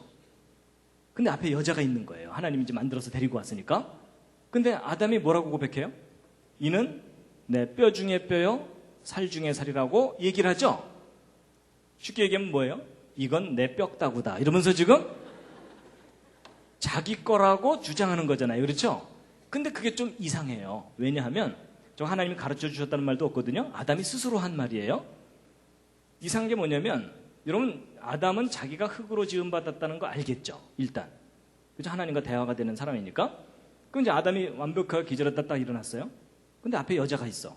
그럼 아담이 뭐라고 생각해야 되냐면 내가 기절한 사이에 하나님께서 이 여자도 흙으로 만들어서 내 앞에 데리고 왔는가 보다라고 생각하는 것이 정상적인 판단이에요. 맞죠? 근데 아담이 지금 그렇게 말을 하는 게 아니라 지금 뭐라고 우기는 거예요? 이 여자는 내 뼈다구다 이러면서 소유권을 주장하고 있는 중이에요. 맞죠? 그럼 여러분, 아담이 이 자기 거라고 우기려면 뭔가 근거가 있어야 되잖아요. 그래서 제가 생각해 봤더니 아마도 상황이 이런 것 같아요. 아담이 기절했다 딱 일어났어요. 앞에 여자가 있어. 감탄할 틈도 없이 옆구리가 욱신욱신 쑤시는 거예요. 여러분, 그 대수술을 했는데 여기가 뭐 멀쩡하겠습니까? 그래갖고 아담이 이상하다 싶어서 밑에를 딱 내려다봤더니 뭐 꺼낸 자국이 있어. 그래서 이제 확인하느라고 위에서 띠리링 튕겨봤더니 하나가 비어. 그럼 아담의 합리적인 결론은 뭐겠어요? 이 여자? 예, 이거 꺼내서 만들었으니까 누구 거예요? 이 여자 내 거다. 제가 하도 할 일이 없어서 별 생각 다 해봤습니다. 근데 여러분, 제가 이렇게 우기는 것도 또 근거가 있습니다. 여러분이 아담 갈비뼈 꺼낸 흉터 있었겠어요? 없었겠어요? 하나님이 워낙 솜씨가 좋으시니까는 없애실 수도 있죠. 그런데 남겨두셨을 가능성이 높아요. 왜냐하면 그 예가, 여러분 엊그제가 이제 부활주일이었죠? 여러분 예수님 부활하셨을 때 제자들에게 무엇 보여주셨어요?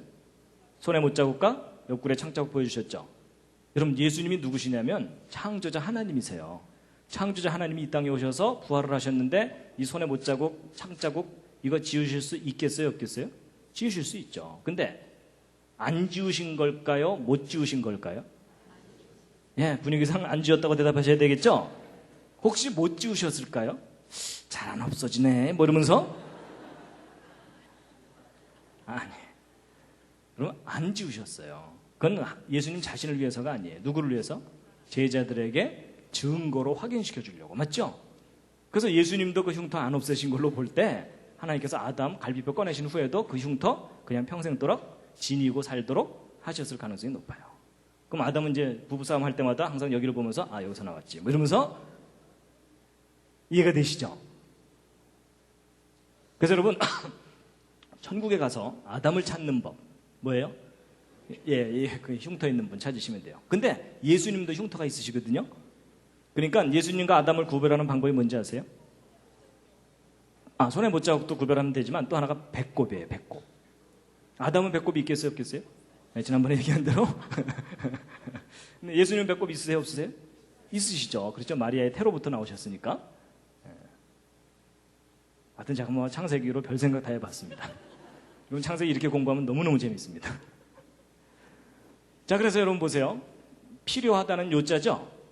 필요할 요자인데 여러분 사람이 살다 보면 필요한 게 정말 많잖아요. 뭐 아파트도 필요하고 다 필요하잖아요.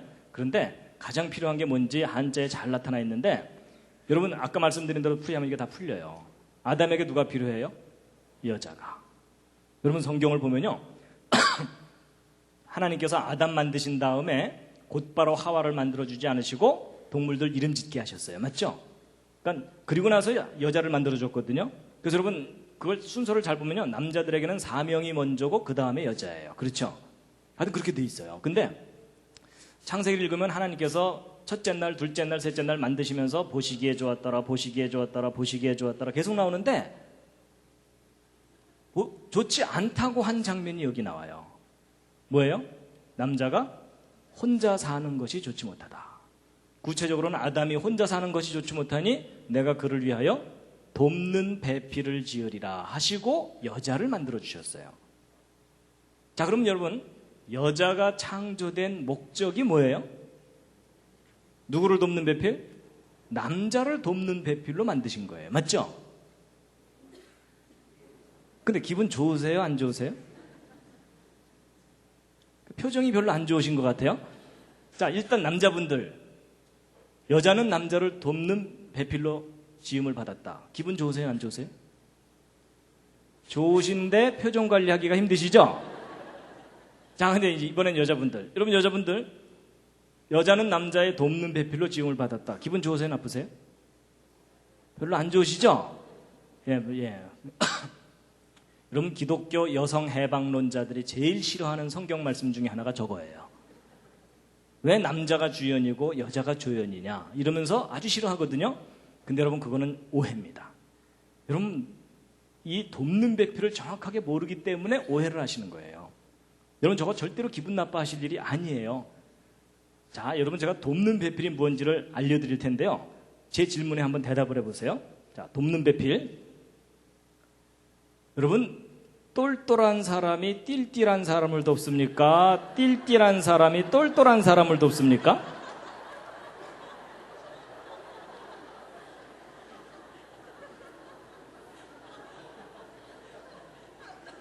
아니 웃지만 마시고 빨리 대답해 주세요. 여러분 똘똘한 사람이 띨띨한 사람을 도와요? 띨띨한 사람이 똘똘한 사람을 도와요? 예. 지금 수십 년 묵은 채증이 내려가시죠? 그럼 제가 지금 웃자고 하는 얘기가 아니고요. 이게 굉장히 중요한 원리입니다. 성숙한 사람이 미숙한 사람을 돕게 돼 있고요. 그렇죠? 지혜가 많은 사람이 지혜가 적은 사람을 돕게 돼 있고 그렇게 돼 있어요. 아니 여러분 근본적으로 여러분 창조자 하나님이 우리 인간을 도와주세요. 우리 인간이 하나님 도와드려요? 하나님 요즘 힘드시죠? 저희들이 좀 도와드릴까요? 뭐 이래요? 아니에요 여러분. 완전한 사람이 불완전한 사람을 돕는 게 돕는다는 개념의 정확한 정의예요. 여러분 띨띨한 사람이 도와주면 일이 더 안 되는 거 아시죠? 그리고 여러분 창조 순서도 보세요. 첫째 날, 둘째 날, 셋째 날 뒤로 갈수록 더 훌륭한 작품이 계속 나오죠. 제일 마지막 작품이 인간이에요. 그렇죠? 하나님의 창조물 중에 최고의 작품이거든요. 그렇죠? 근데 그 인간 중에서도 제일 마지막 작품이 뭐예요? 여자예요. 그러니까 여러분 여자가 만들어지기 전까지는 보시기에 좋지 못하다고 돼 있죠. 그렇죠? 그러니까 여러분 하나님의 그 위대한 창조 작업의 제일 마지막 작품이 여자인 거예요. 그러니까 창조의 피날레입니다. 자부심을 가지시기 바랍니다. 맞죠? 예. 그러니까 여러분 결혼의 정의가 뭐예요? 똘똘한 여자가 띨띨한 남자를 만나서 열심히 도와주는 거예요. 근데 여러분 여기에도 중요한 의미가 있는 게 뭐냐면요. 여러분 하나님이 인간을 만드셨을 때 중요한 원리를 두신 게 뭐냐면 남을 도울 때 보람과 자기 존재의 의미와 기쁨을 느끼면서 살도록 만드셨어요. 맞죠? 여러분 혼자 잘 먹고 잘 살자고 하는 사람들 잘 먹고 잘 살 때는 좋아요. 근데 마지막에 삶이 허무해요.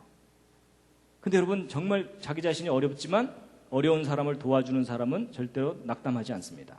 맞죠? 살아보시니까 그렇잖아요. 그러니까 여러분 돕는 사람은 도와서 보람을 느껴서 기쁘고 도움을 받을 수 있는 사람은 언제라도 도움을 받을 수 있으니까 기쁨을 느끼고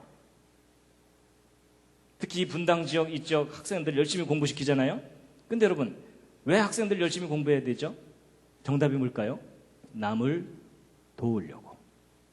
왜 박사학위까지 공부해야 되나요? 남을 더 많이 도우려고, 더 잘 도우려고. 여러분 사실 그게 정답입니다. 너 공부 잘해서 출세해라. 이거 결코 해야 될 말이 아닙니다. 남을 잘 도우려면 공부 열심히 해라. 그렇게 가르쳐야 됩니다. 동의하십니까? 이거 정말 중요한 겁니다. 그렇죠? 예. 그러니까 여러분 이 문제가 잘 해결되면요. 한국교회에 큰 문제가 해결됩니다.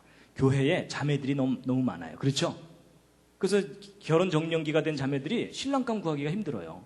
신앙도 있어야 되죠. 그리고 어느 정도 능력도 있어야 되죠. 이런 형제들이 교회에 없잖아요. 그렇죠? 아니, 없다 그러면 좀 그렇고. 하여튼 이게 비율이 안 맞잖아요. 맞죠? 그래서 이제 교회 관연한 처자들이 많아요. 그렇죠? 근데 그것도, 물론 저는 그게 한국교회가 그동안 잘못한 거라고 봐요. 여자들만 주로 전도를 하고 남자들 전도에 힘을 안 써서 그래요. 그렇죠?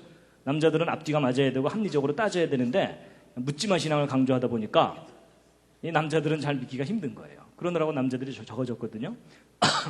그러니까 여러분 이제 그 점도 물론 있지만 자매들도 생각을 바꾸셔야 돼요. 괜찮은 남자 만나서 호강해야 되겠다. 절대로 성경적인 생각 아닙니다. 어떻게 하셔야 돼요? 예, 어디 띨띨한 남자 없나 이러면서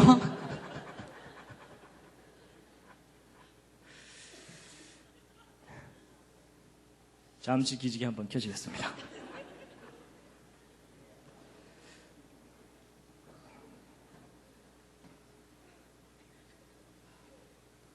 재미있으시죠? 예, 재밌는 겁니다. 예. 좌향좌해서 옆에 있는 분 안마해드리겠습니다. 예. 좌향좌하셔서 옆에 있는 분 안마를 좀 시원하게 좀 두들겨 주시기 바랍니다. 예. 예. 뭐 잘 모르는 분도 그냥 무작정 두들기시기 바랍니다. 예.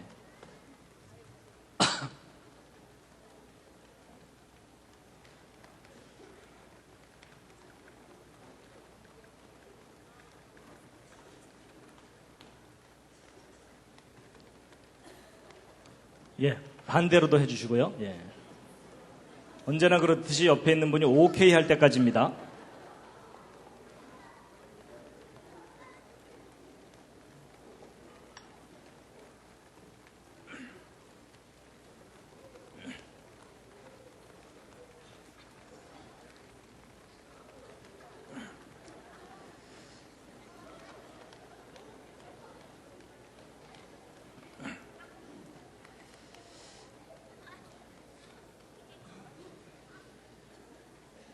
예, 이 한자 이야기 차근차근 이렇게 하면 2시간 걸립니다. 그래서 2시간 또 했다간 또 안 될 것 같아서 제가 중간중간을 조금 빠르게 건너뛰면서 좀 하겠습니다.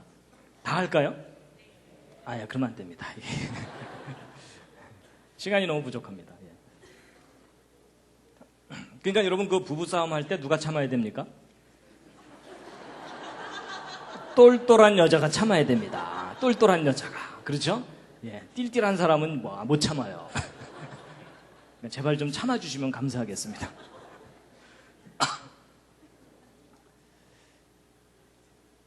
그래서 여러분 배필이 뭐냐? 여러분 아까 말씀드린 대로 하면 잘 풀려요. 여러분 아담으로부터 만들어낸 또 하나의 몸을 가지고 짝을 지어주신 거예요. 그렇죠? 그리고 짝필자도 보시면요. 가둘해자의 어진 사람 인자입니다.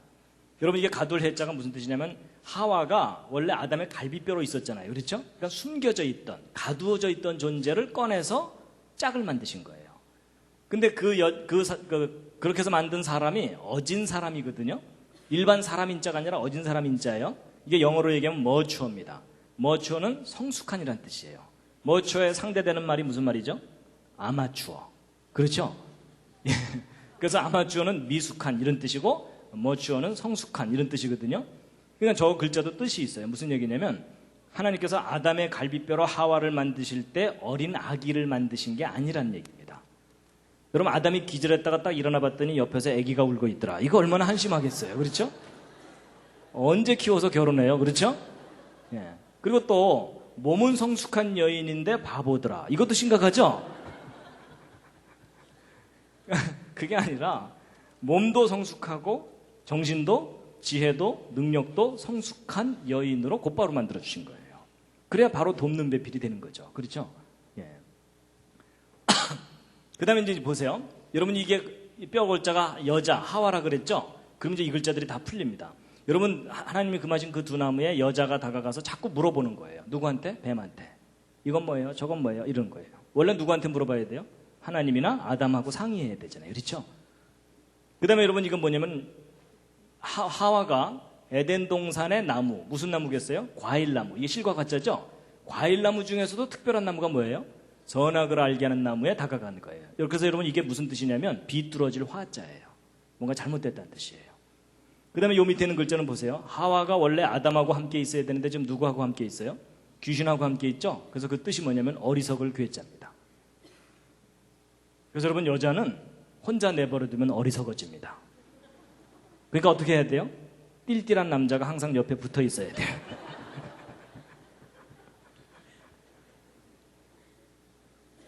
그 다음에 이제 영혼이 뭐냐? 여러분 이 혼자, 이게 뭐냐면 이를 운자의 귀신 귀자거든요.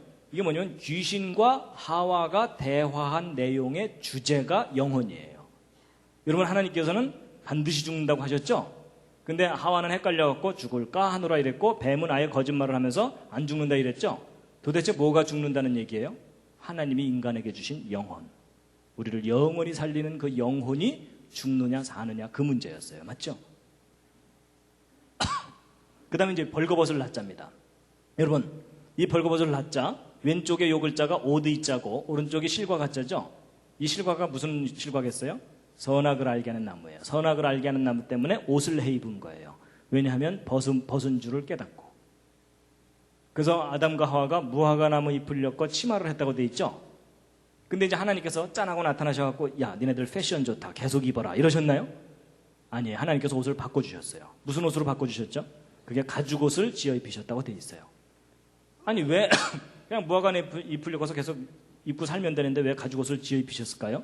근데 저게 중요한 뜻이 있습니다. 일단 여러분 가죽옷을 지어 입히시려면 어느 동물이 대신 피 흘리고 죽어야 되죠. 어느 동물일까요? 성경으로 볼 때 양이에요. 그럼 아담과 하와가 양의 털 가죽옷을 지어 입고 있겠죠. 근데 그걸 나타내는 글자가 모양형자예요. 이게 모양형자거든요. 여러분 이게 요 왼쪽에 있는 요 글자가 방패간자 2개 붙여놓은 거예요. 근데 이 방패간자라는 뜻도 있지만 무슨 뜻이 있냐면 죄를 범할 간자라는 뜻이 있어요. 그러니까 죄를 범한 아담과 하와에게 이게 털옥삼자죠. 털 가죽옷을 지어 입힌 모양 이런 뜻이에요. 그러면 왜 무화과나무 잎이 입으려고 치마라는 게 어때서 가죽옷을 바꿔주셨느냐 하는 건데, 여러분 이게 이제 상징적인 게 뭐냐면, 여러분 무화과나무 입으려고 치마를 하는 게 무슨 뜻이냐면, 인간이 자기의 잘못과 죄를 스스로 해결하려고 노력하는 거예요. 이게 모든 종교를 상징합니다. 그런데 그 방법으로는 너희들을 구원할 수 없다. 내 방법으로 구원해야 된다라고 하나님이 가르쳐 주신 게 뭐예요? 어느 동물이 누군가가 너희를 위해서 피를 흘리고 그 죄값을 치러야만 너희들의 죄가 해결되는 거다라고 가르쳐 주신 게 가죽옷입니다. 복음이죠. 그렇죠? 그래서 진짜 어린 양의 희생에 피를 흘리면 너희들의 죄가 해결된다는 거예요. 그래서 여러분 절대로 인간의 노력으로는 구원 못 받습니다. 그래서 하나님 저를 구원해 주십시오라고 하나님의 방법에 의지해야만 구원받습니다. 그게 이제 여기에 들어있는 겁니다. 근데 이제 왕께서 눈으로 어진 사람을 보는 거예요. 볼견자죠. 그리고 하나님께서 보시는 거예요. 그래서 나타나서 살펴보시는데 아담과 하와가 어디에 숨었어요? 동산 나무 사이에 숨었다고 돼 있죠. 그래서 여러분 이게 숨다 비키다라는 타자인데 몸이 나무에 숨어 있는 것을 나타내고 있어요. 근데 여러분 하나님 나타나셨으니까 아담과 하와가 나무 뒤에서 나와야 되죠. 근데 여러분 아담과 하와가 나무 뒤에 숨어 있다가 하나님 앞으로 나오는 장면이 한자에 있어요. 그게 무슨 글자냐면 올레자예요. 잘 보세요. 나무 뒤에서 두 사람이 나오고 있잖아요. 잘 껴맞추죠. 그거 참 희한해요. 여러분 성경 창세기대로 한자를 풀면 술술술술 풀려요. 근데 이제 그 두 사람들이 나오자마자 그냥 하나님께 저희들이 죽을 죄를 지었사옵나이다 이러면은 좀 일이 잘 해결됐을 텐데 어떻게 하다가 망했어요? 제래요 이러다 망했죠? 그래서 여러분 여기 보세요. 이제는 나무 목자가 아니라 큰 대자예요. 크신 분 앞에 두 사람이 나와서 말을 하는데 망령스럽게 말하다라는 격자예요. 그 다음에 이제 요 밑에 있는 글자 이거 보세요.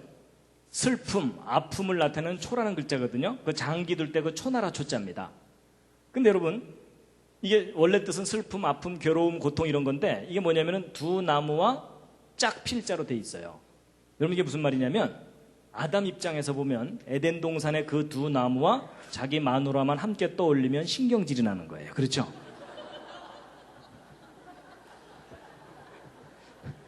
왜냐하면 지금 현재의 슬픔과 고통과 괴로움이 다 저 사건 때문에 그런 거잖아요. 그렇죠?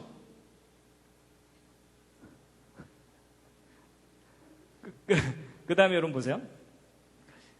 보통 그 영어를 배우거나 다른 나라 말을 배울 때 제일 먼저 배우는 거가 기본 동사입니다. 가다, 오다, 앉다, 행하다 이런 거죠.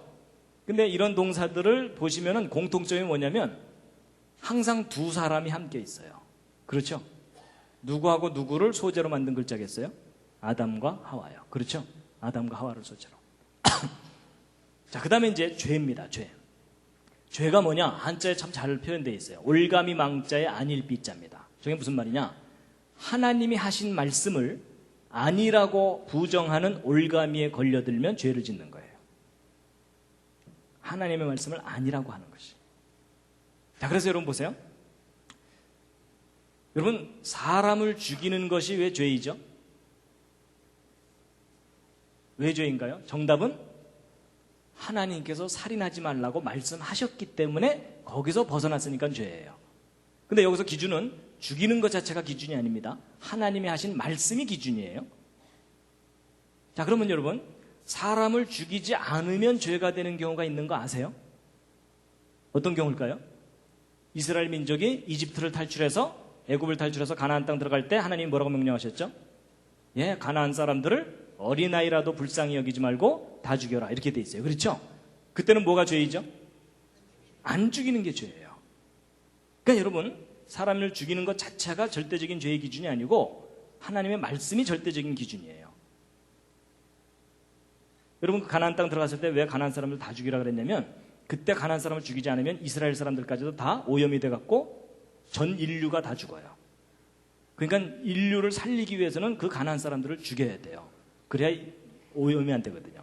그리고 실제로 가나안 지역을 유적들을 발굴을 해보면 눈 뜨고 못 볼 정도로 아주 타락한 모습의 유물들이 나옵니다. 그래서 가나안 사람들을 진멸하라고 했던 이유가 아주 분명하다고 이 고고학자들이 얘기해요. 어쨌든 그렇습니다. 자, 그 다음에 이제 오늘의 이제 또 중요한 퀴즈를 하나 또 드립니다. 여러분, 아담과 하와가 선악과를 따먹고 죄를 지었잖아요. 그런데 정확하게 어느 순간이 죄를 지은 순간인지를 맞춰보세요. 자, 죄가 시작된 순간. 자, 보기는 드립니다. 자, 1번. 선악과를 탐냈을 때부터 죄다. 2번. 아니다. 선악과를 땄을 때부터 죄다. 3번. 아니다. 선악과를 먹었을 때부터 죄다. 4번. 아니다. 먹고 나서도 곧바로 잘못했다 그러면 될 텐데 죄래요. 이러면서 시침이 뗐을 때부터 죄다. 자, 이 넷 중에 옆에 있는 분과 또 상의해 보시기 바랍니다.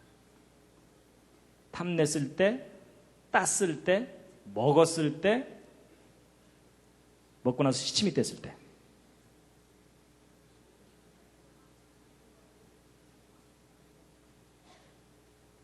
자, 이제 확인해 보겠습니다. 뭐 틀려도 상관없습니다. 이제 서로 모르니까 우기셔도 됩니다. 자, 1번. 탐냈을 때부터 죄다. 그렇게 생각하시는 분. 자, 지금 손 드신 분들은 상당히 높은 도덕적 기준을 갖고 사시는 분들입니다. 가능한 한 그 기준을 자기에게만 적용해 주시고 자꾸 다른 사람들한테 적용하지 말아 주시기 바랍니다. 예. 자, 두 번째. 땄을 때부터 죄다. 딴 거는 다시 붙여놓을 수 없지 않느냐. 자, 이분들은 이제 행동을 중요시하는 분들이기 때문에 이분들 앞에서는 행동을 조심하시기 바랍니다. 자, 세 번째. 먹었을 때부터 죄다. 자, 지금 손 드신 분들은 어떤 분들이냐면 다 따놓고 먹지만 않으면 죄가 아니다. 이렇게 우기는 분들입니다. 아주 뻔뻔한 분들입니다. 그러니까 선악과 다 따놓고 깔고 앉아갖고 아직 안 먹었는데요. 뭐 이러면서 이제 그 얘기가 그 얘기잖아요. 그렇죠? 네 번째, 먹고 나서 시침이 뗐을 때부터 죄다. 자, 이분들은 상당히 너그러운 분들입니다. 밥 좀 많이 얻어먹으시기 바랍니다. 정답이 몇 번일까요? 정답은 제가 사실 힌트 드렸습니다. 정답은 3번입니다. 먹었을 때부터 죄입니다. 왜냐하면 여러분 아까 죄의 기준이 뭐라 그랬죠? 하나님이 하신 말씀이 기준이라 그랬죠? 그럼 여러분 이거 정말 중요한 건데 하나님이 뭐라고 말씀하셨는지를 아는 일이 제일 중요해요. 맞죠? 여러분 보통 사람들이요 성경은 자세히 안 읽어보고 자기 생각 갖고 기준을 정해요. 그건 절대로 성경적인 생각 아닙니다. 여러분 하나님이 뭐라고 말씀하셨을까요? 뭐라고 말씀하셨죠? 하나님의 말씀은 먹지 말라고 하셨어요. 맞죠? 여러분 성경 아무리 들어도 하나님께서 따지 말아라 없고요. 가까이 가지도 말아라 없습니다. 탐내지 말아라도 없어요. 먹지 말라고 돼 있어요. 그래서 먹은 순간부터 죄예요. 근데 한자 속에 그게 정확하게 나와 있다니까요. 여러분 이게 시작 같다는 시자죠? 이게 뭘 시작하는 거냐면요. 옛날 그림 글자가 더 리얼해요. 여자가 입 안에 뭔가를 먹었어요. 선악과를 먹은 순간이 죄의 시작이에요. 그래서 여러분 이 시작하다는 시자가 우리 인류의 죄의 시작을 나타내는 글자입니다. 저게. 여러분 예전에 한자 이렇게 배웠으면 얼마나 좋았겠어요. 성경도 배우고 한자도 배우고 스토리를 다 하니까 잊어먹을래 잊어먹을 수도 없고. 맞죠? 성경을 인정하면 풀려요. 성경을 인정하지 않으면 머리만 아프고 외워지진 않아요. 그래서 여러분 분명히 여자가 실과를 따먹고 죄를 지은 거예요. 근데 여자는 사고를 치면 꼭 남자를 끌고 들어갑니다. 그래서 여러분 여자가 또 손을 들어서 또 하나 잡았어요. 성경을 보면은 자기와 함께한 남편에게도 주매 그도 먹은지라. 그래서 남자도 함께 죄를 짓게 된 겁니다. 그래서 여러분 사건 한자 보세요. 이게 뭐냐면은 여자가 집에 있을 때는 평안했어요. 그렇죠? 이게 뭐냐면 하와가 에덴 동산에 있을 때는 평안했다는 뜻이에요. 근데 뭐 때문에 사건이 생겼어요? 나무 때문에.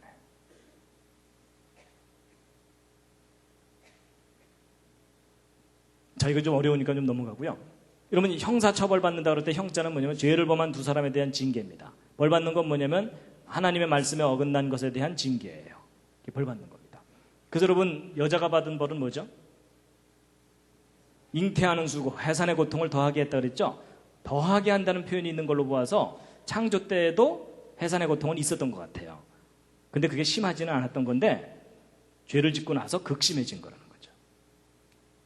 그 다음에 이제 남자는 받은 벌이 뭐냐면은 내가 얼굴에 땀이 흘러야 먹을 것을 얻게 될 것이다 있죠. 그래서 여러분 이게 뭐예요? 땀 한자거든요. 죄를 범해서 흘리게 된 물, 이게 땀이에요. 죄를 좀 심하게 지으면은 식은땀이 흘러요. 그렇죠? 그래서 이제 남자는 에덴 동산에서 쫓겨나서 죽어라고 일해야 돼요. 근데 여러분, 아담과 하와 둘 중에 누가 더 죄가 클까요? 하와라고 보통 생각하시죠? 아니에요. 한자를 보면은 쌤쌤이다 이렇게 돼 있어요.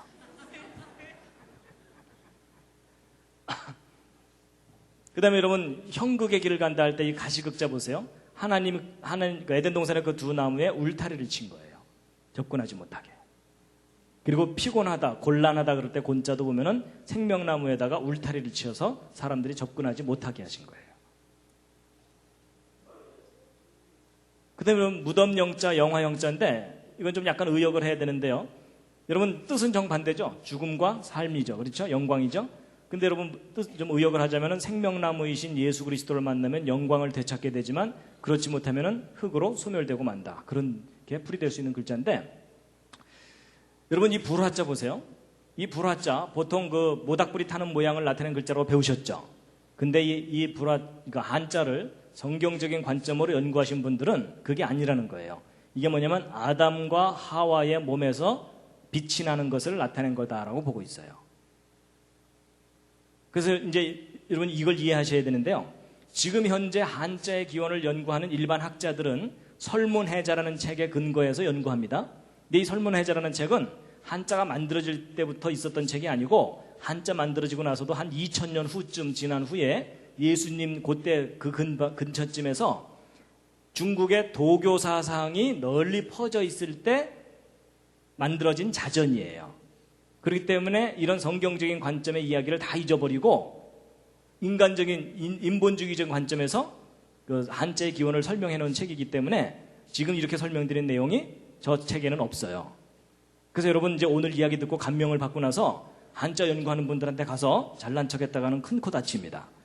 그분들이 어디서 이상한 소리 듣고 헛소리 한다고 혼을 냅니다. 그래서 여러분이 그걸 아셔야 돼요.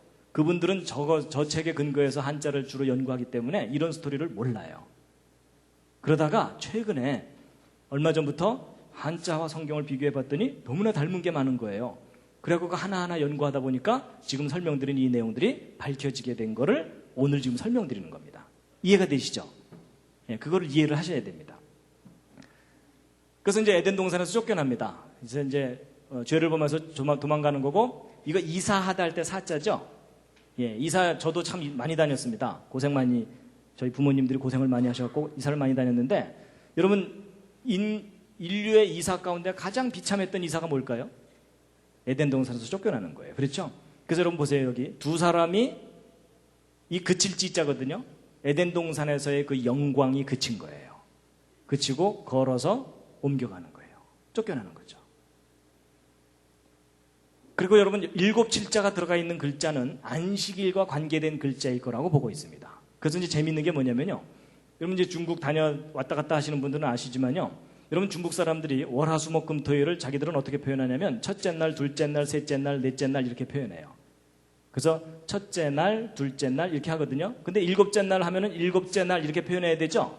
근데 중국 사람들 그렇게 표현 안 하고 어떻게 표현하는지 아세요? 싱치 티엔 하면서 하늘의 날이라고 표현해요. 일곱째 날은. 그리고 이 일곱째 날보다도 더 많이 쓰거나 또 자주 쓰는 말이 뭔지 아세요? 하늘의 날이라는 표현보다 더 많이 쓰는 것이 예배하는 날, 하늘에 예배 드리는 날이라는 표현을 써요. 그러니까 일곱째 날은 하늘에 예배 드리는 날이라고 오래전부터 알고 있었던 거예요.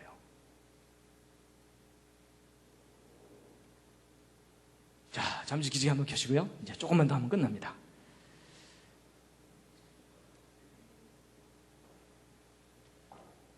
예, 다리도 한번 쭉 펴시고요. 예, 지금 몸이 많이 굳으셨습니다.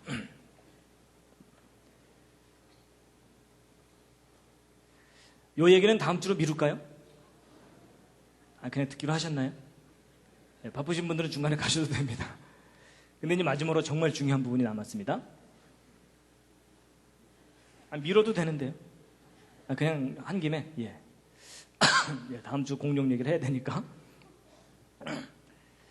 여러분, 한자 속에 예수 그리스도에 관한, 메시아에 관한 글자들이 있어요. 자, 그 실마리를 풀 수 있는 중요한 글자가 바로 이 제사제자입니다. 여러분, 한국에 기독교가 들어올 때 가장 심하게 부딪혔던 것이 제사 문제였어요. 맞죠? 그래서 맏며느리가 예배당 다니기 시작하면 하여튼 그 집안은 난리가 나는 겁니다. 그래서 많은 핍박을 받고 지금도 많고요. 그렇죠? 근데 여러분, 우리가 변질된 제사를 드리고 있었기 때문에 기독교와 제사가 충돌한 겁니다. 여러분, 우리가 변질되지 않은 원래의 제사를 정확하게 지키고 있었으면 기독교와 제사는 충돌할 일이 없었어요. 오히려 기독교야말로 제사의 종교예요. 여러분, 예수님이 이 땅에 오신 이유가 무엇 하시기 위해서요? 우리를 대신해서 제사 드리기 위해서 오셨던 거예요. 맞죠? 기독교가 오히려 제사의 종교예요. 그러면 이제 제사가 뭐냐? 그걸 정확하게 알아야 되겠죠?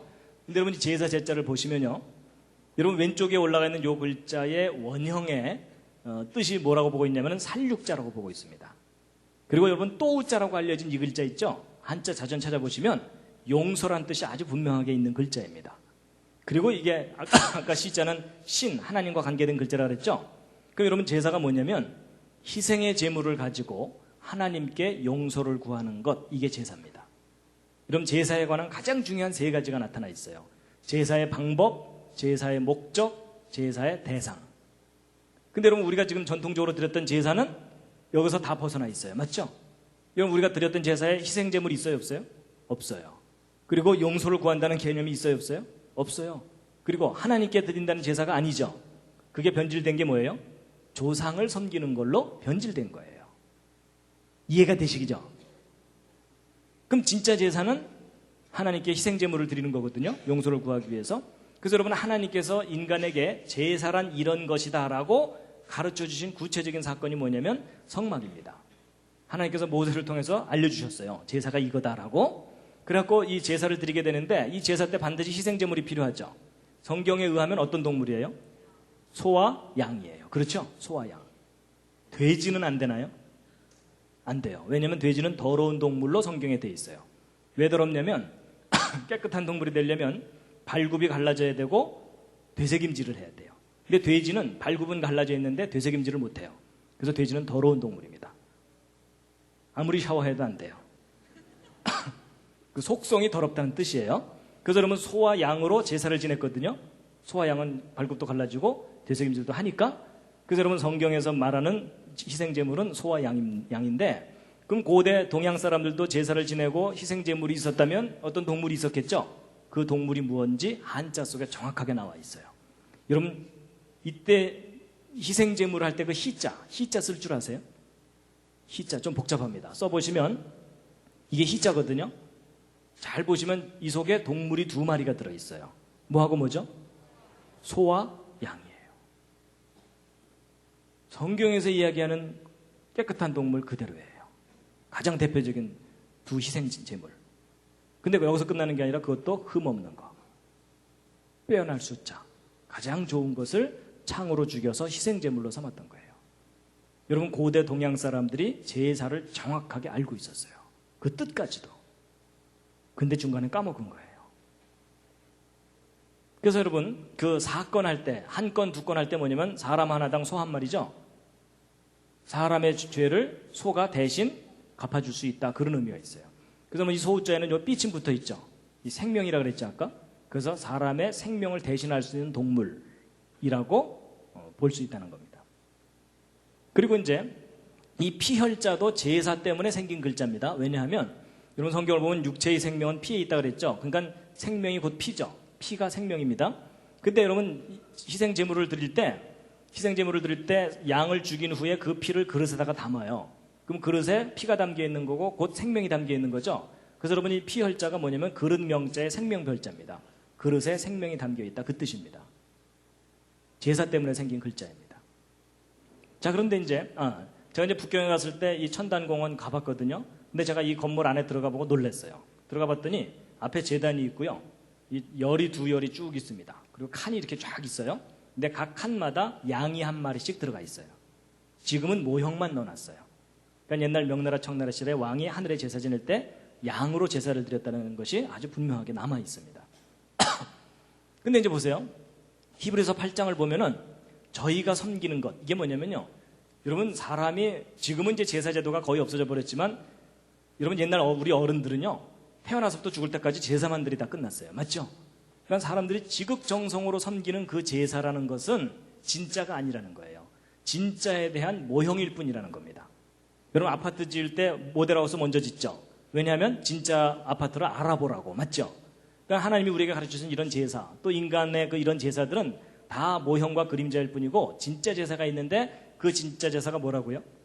바로 예수 그리스도를 통해서 우리의 죄를 대신해서 예수 그리스도가 피를 흘리고 죽는 것이 진짜 제사라는 거예요. 그걸 알아보라고 제사를 가르쳐 주신 거예요. 그런데 이제 여러분, 2000년 전에 예수님이 이 땅에 오셨을 때 예수님이 누구인지를 세상에 소개하는 역할을 맡았던 가장 큰 선지자가 있습니다. 그래서 예수님도 그 선지자를 뭐라고 표현했냐면 여자가 낳은 자 중에 이보다 더 큰 사람이 없다라고 말을 했던 선지자예요. 누구죠? 세례 요한입니다. 그럼 여러분, 세례 요한은 키가 2m 50 이상은 됐을까요? 가장 크다 그랬으니까. 근데 그 얘기가 아닙니다. 그게 정확하게 무슨 뜻이냐면, 여러분, 왕이 보좌에 앉아서 정치를 하잖아요. 그러면 정치할 때 그 신하들 중에 가장 높은 신하가 제일 가까이 있는 거 아시죠? 뒤에서 부채질하는 사람 말고. 그렇죠? 바로 그 얘기예요. 여러분, 역사상 수많은 선지자들이 예수님을 예언했거든요. 그리고 사실 세례 요한보다 더 뛰어난 업적을 가진 더 큰 선지자들이 많아요. 뭐 엘리야에 비하면 세례 요한은 피레미예요. 그렇죠? 그런데도 왜 예수님께서 세례 요한을 제일 큰 선지자라고 말씀하셨냐면 예수님에게 제일 가까이 있는 선지자이기 때문에 말씀하신 거예요. 그걸 뒤집어 얘기하면 뭐겠어요? 내가 메시아다라는 말을 하시는 거예요. 이해가 되시죠? 그럼 바로 그 예수님 바로 앞에 와갖고 이분이 우리를 구원해 주실 메시아입니다라는 역할을 맡은 것이 세례 요한이거든요. 근데 그 세례 요한이 정말 세상 사람들한테 예수님을 정확하게 소개를 했어요. 뭐라고 소개했는지 혹시 아세요? 그게 뭐냐면 요한복음 1장 29절에 나와 있습니다. 함께 읽으시겠습니다. 중요한 부분입니다. 시작.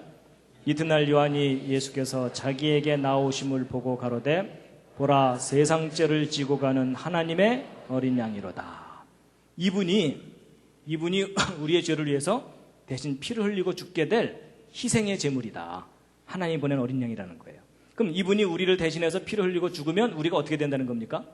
죄인이었는데 의인이 된다는 거예요. 맞죠? 근데 여러분, 잘 보세요. 하나님의 어린 양이 나를 위해서 대신 죽으면 내가 어떻게 된다고요? 의로워진다는 거예요. 맞죠?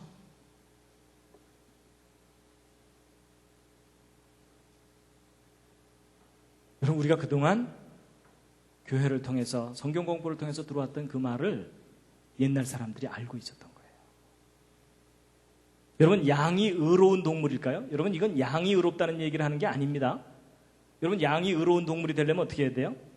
늑대가 와서 옆에 있는 양을 물어 죽이려고 그러면 이 양이 울분을 느끼면서 그 늑대한테 달려들어야 돼요. 맞죠?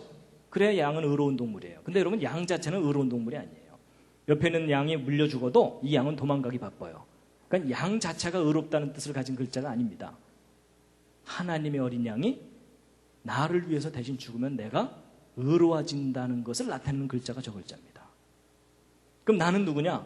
손에 창을 들고 하나님의 어린 양을 죽여야 하는 죄인이에요. 이해가 되시죠? 그래서 여러분, 한자 중에 희한하게도 이 양양자가 들어간 글자를 잘 보시면요, 다 좋은 뜻을 갖고 있어요. 거의 대부분이 좋은 뜻을 갖고 있어요. 여러분, 양은 결코 아름다운 동물이 아니에요. 여러분, 양보다 훨씬 아름다운 동물들이 많아요. 맞죠? 양 자체가 아름답다는 게 아니고 하나님의 어린 양이 우리를 위해서 대신 피를 흘리고 희생하시는 것이 아름답다는 그런 의미가 담겨 있는 거고, 그것이 선하다는 것을 나타내 주는 겁니다.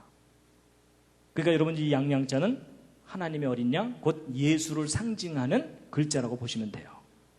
그러니까 여러분, 여자 이름 중에 좋은 이름이 뭐겠어요? 미선이에요.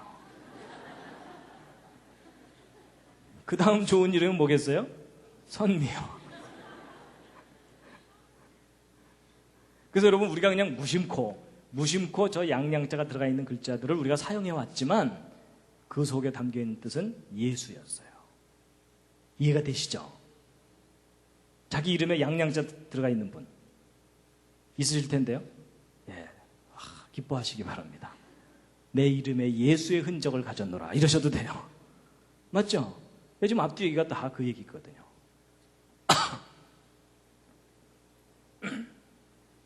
그래서 여러분 2000년 전에 이 땅에 오셨던 예수 그리스도가 바로 하나님의 어린 양이셨습니다. 저 사건으로 인해서 여러분과 저는 죄에서 풀려난 겁니다. 힘드시죠? 조금만 참으세요. 곧 오십니다. 그래서 여러분 이 상자 보세요. 상자가 뭐냐면 하나님의 어린 양이라는 뜻이죠. 여러분 저게 무엇과 관련된 건지 아세요? 옛날 우리 조상 어른들이 하늘에 무슨 이상한 징조가 나타나면은 뭐라고 탄식했어요? 상서로운 징조고. 그런 거 기억나세요? 그게 무슨 말이에요? 우리 조상들이 누구를 기다려왔다는 뜻일까요? 하나님의 어린 양의 징조를 기다려왔다는 뜻입니다. 여러분 하나님께서 에덴 동산에서 아담과 하와를 내어 쫓으실 때 뭐라 그러셨냐면 여자의 후손 중에 뱀의 머리를 밟을 자가 태어날 거다. 그러니까 메시아가 사람의 아들의 형태로 올 거다라고 예언을 하셨어요. 그리고 그 메시아가 올 때는 하늘에 징조가 있을 거다 그랬죠. 그래서 동방박사들이 그 별을 보고 찾아왔다 그랬죠. 이제 그 별 제가 이제 가을 학기에 나머지 5개 강의할 때 그 별 직접 확인시켜 드릴 겁니다. 보시게 될 거예요. 그러니까 여러분 아담 이후 모든 사람들은 메시아를 기다려왔어요. 그래서 사내 아이가 태어날 때마다 뭘 기대했겠어요? 이 아이가 혹시 우리를 구원할 메시아가 아닐까라는 그 기대감이 아마도 남아 선호 사상의 뿌리가 됐을 가능성이 있다고 봐요. 사내 아이의 모습으로 온다 그랬으니까. 이제 이 생각할 사자 한번 풀이해 보시죠. 무엇에 대한 마음입니까? 에덴 동산에 대한 마음. 여러분 힘들고 괴로울 때마다 좋았던 시절이 떠오르잖아요. 그렇죠? 그러니까 아담의 후손들은 힘들 때마다 어디가 떠올라요? 에덴 동산. 그러니까 여러분 사람이 괴로움을 당할수록 사상이 깊어집니다. 맞죠? 그래서 사상 그럴 때 사자입니다. 생각할 사자. 그래서 인생의 괴로움이 그 사람의 생각을 깊게 만듭니다. 기도가 뭔지 한자에 정확하게 나와 있습니다. 하나님께 목숨을 구하는 겁니다. 이 목숨은 우리 이 육체적인 생명의 목숨을 구하는 게 아니라 우리의 잃어버린 영원한 생명을 구하는 것. 그리고 이제 복은 뭐죠? 풀이해 보시죠. 이제 하나님께서 하늘에서 또는 첫 사람 아담에게 에덴 동산을 베풀어 주신 것. 그게 복이었어요. 맞죠? 근데 저 복을 우리가 잃어버렸죠. 잃어버렸는데 예수 그리스도 통해서 다시 우리에게 주신다고 하셨죠. 그래서 예수 그리스도의 복음이라고 말하는 거가 그 얘기입니다. 이해가 되시죠? 자, 이제 여기까지 한자를 쭉 설명드렸는데 그럴듯하셨습니까? 예, 근데 잘 인정이 안 되시는 분들은 뻥이지만 재밌다 이렇게 생각하셔도 되겠습니다. 근데 여러분 한두 글자가 아니라 너무 많은 글자가 성경 이야기를 그대로 담고 있습니다. 여러분 지금 우리의 그 긴 역사의 비밀을 오늘 아시는 순간입니다. 우리 역사의 그 긴 역사의 그 비밀입니다. 이게. 근데 이제 뭐 보세요. 너무나 분명하게 한자 속에 그 이야기들이 다 들어있는데 지금 현재 중국 사람들이 이걸 알아요? 몰라요? 대부분 모릅니다. 모른다는 얘기는 둘 중에 하나입니다. 제가 지금까지 열심히 설명드렸던 이 내용이 다 꾸며낸 얘기거나 거짓이거나 아니면 이게 어느 정도 타당한 근거가 있는 거라면 이 중국 사람들이 그들의 역사 속에서 이 모든 이야기들을 다 잃어버린 겁니다. 근데 그럼 잃어버렸다면 무슨 계기가 있었겠죠? 그 계기 중에 가장 결정적인 거라고 생각하는 것이 뭐냐면 바로 진나라의 진시황입니다. 기억하시죠? 이 진시황. 만리장성을 대대적으로 쌓고 그 다음에 천하통일을 했고 중국 천하통일을 했고 만리장성의 무덤, 진시황의 무덤 어마어마합니다. 그렇죠?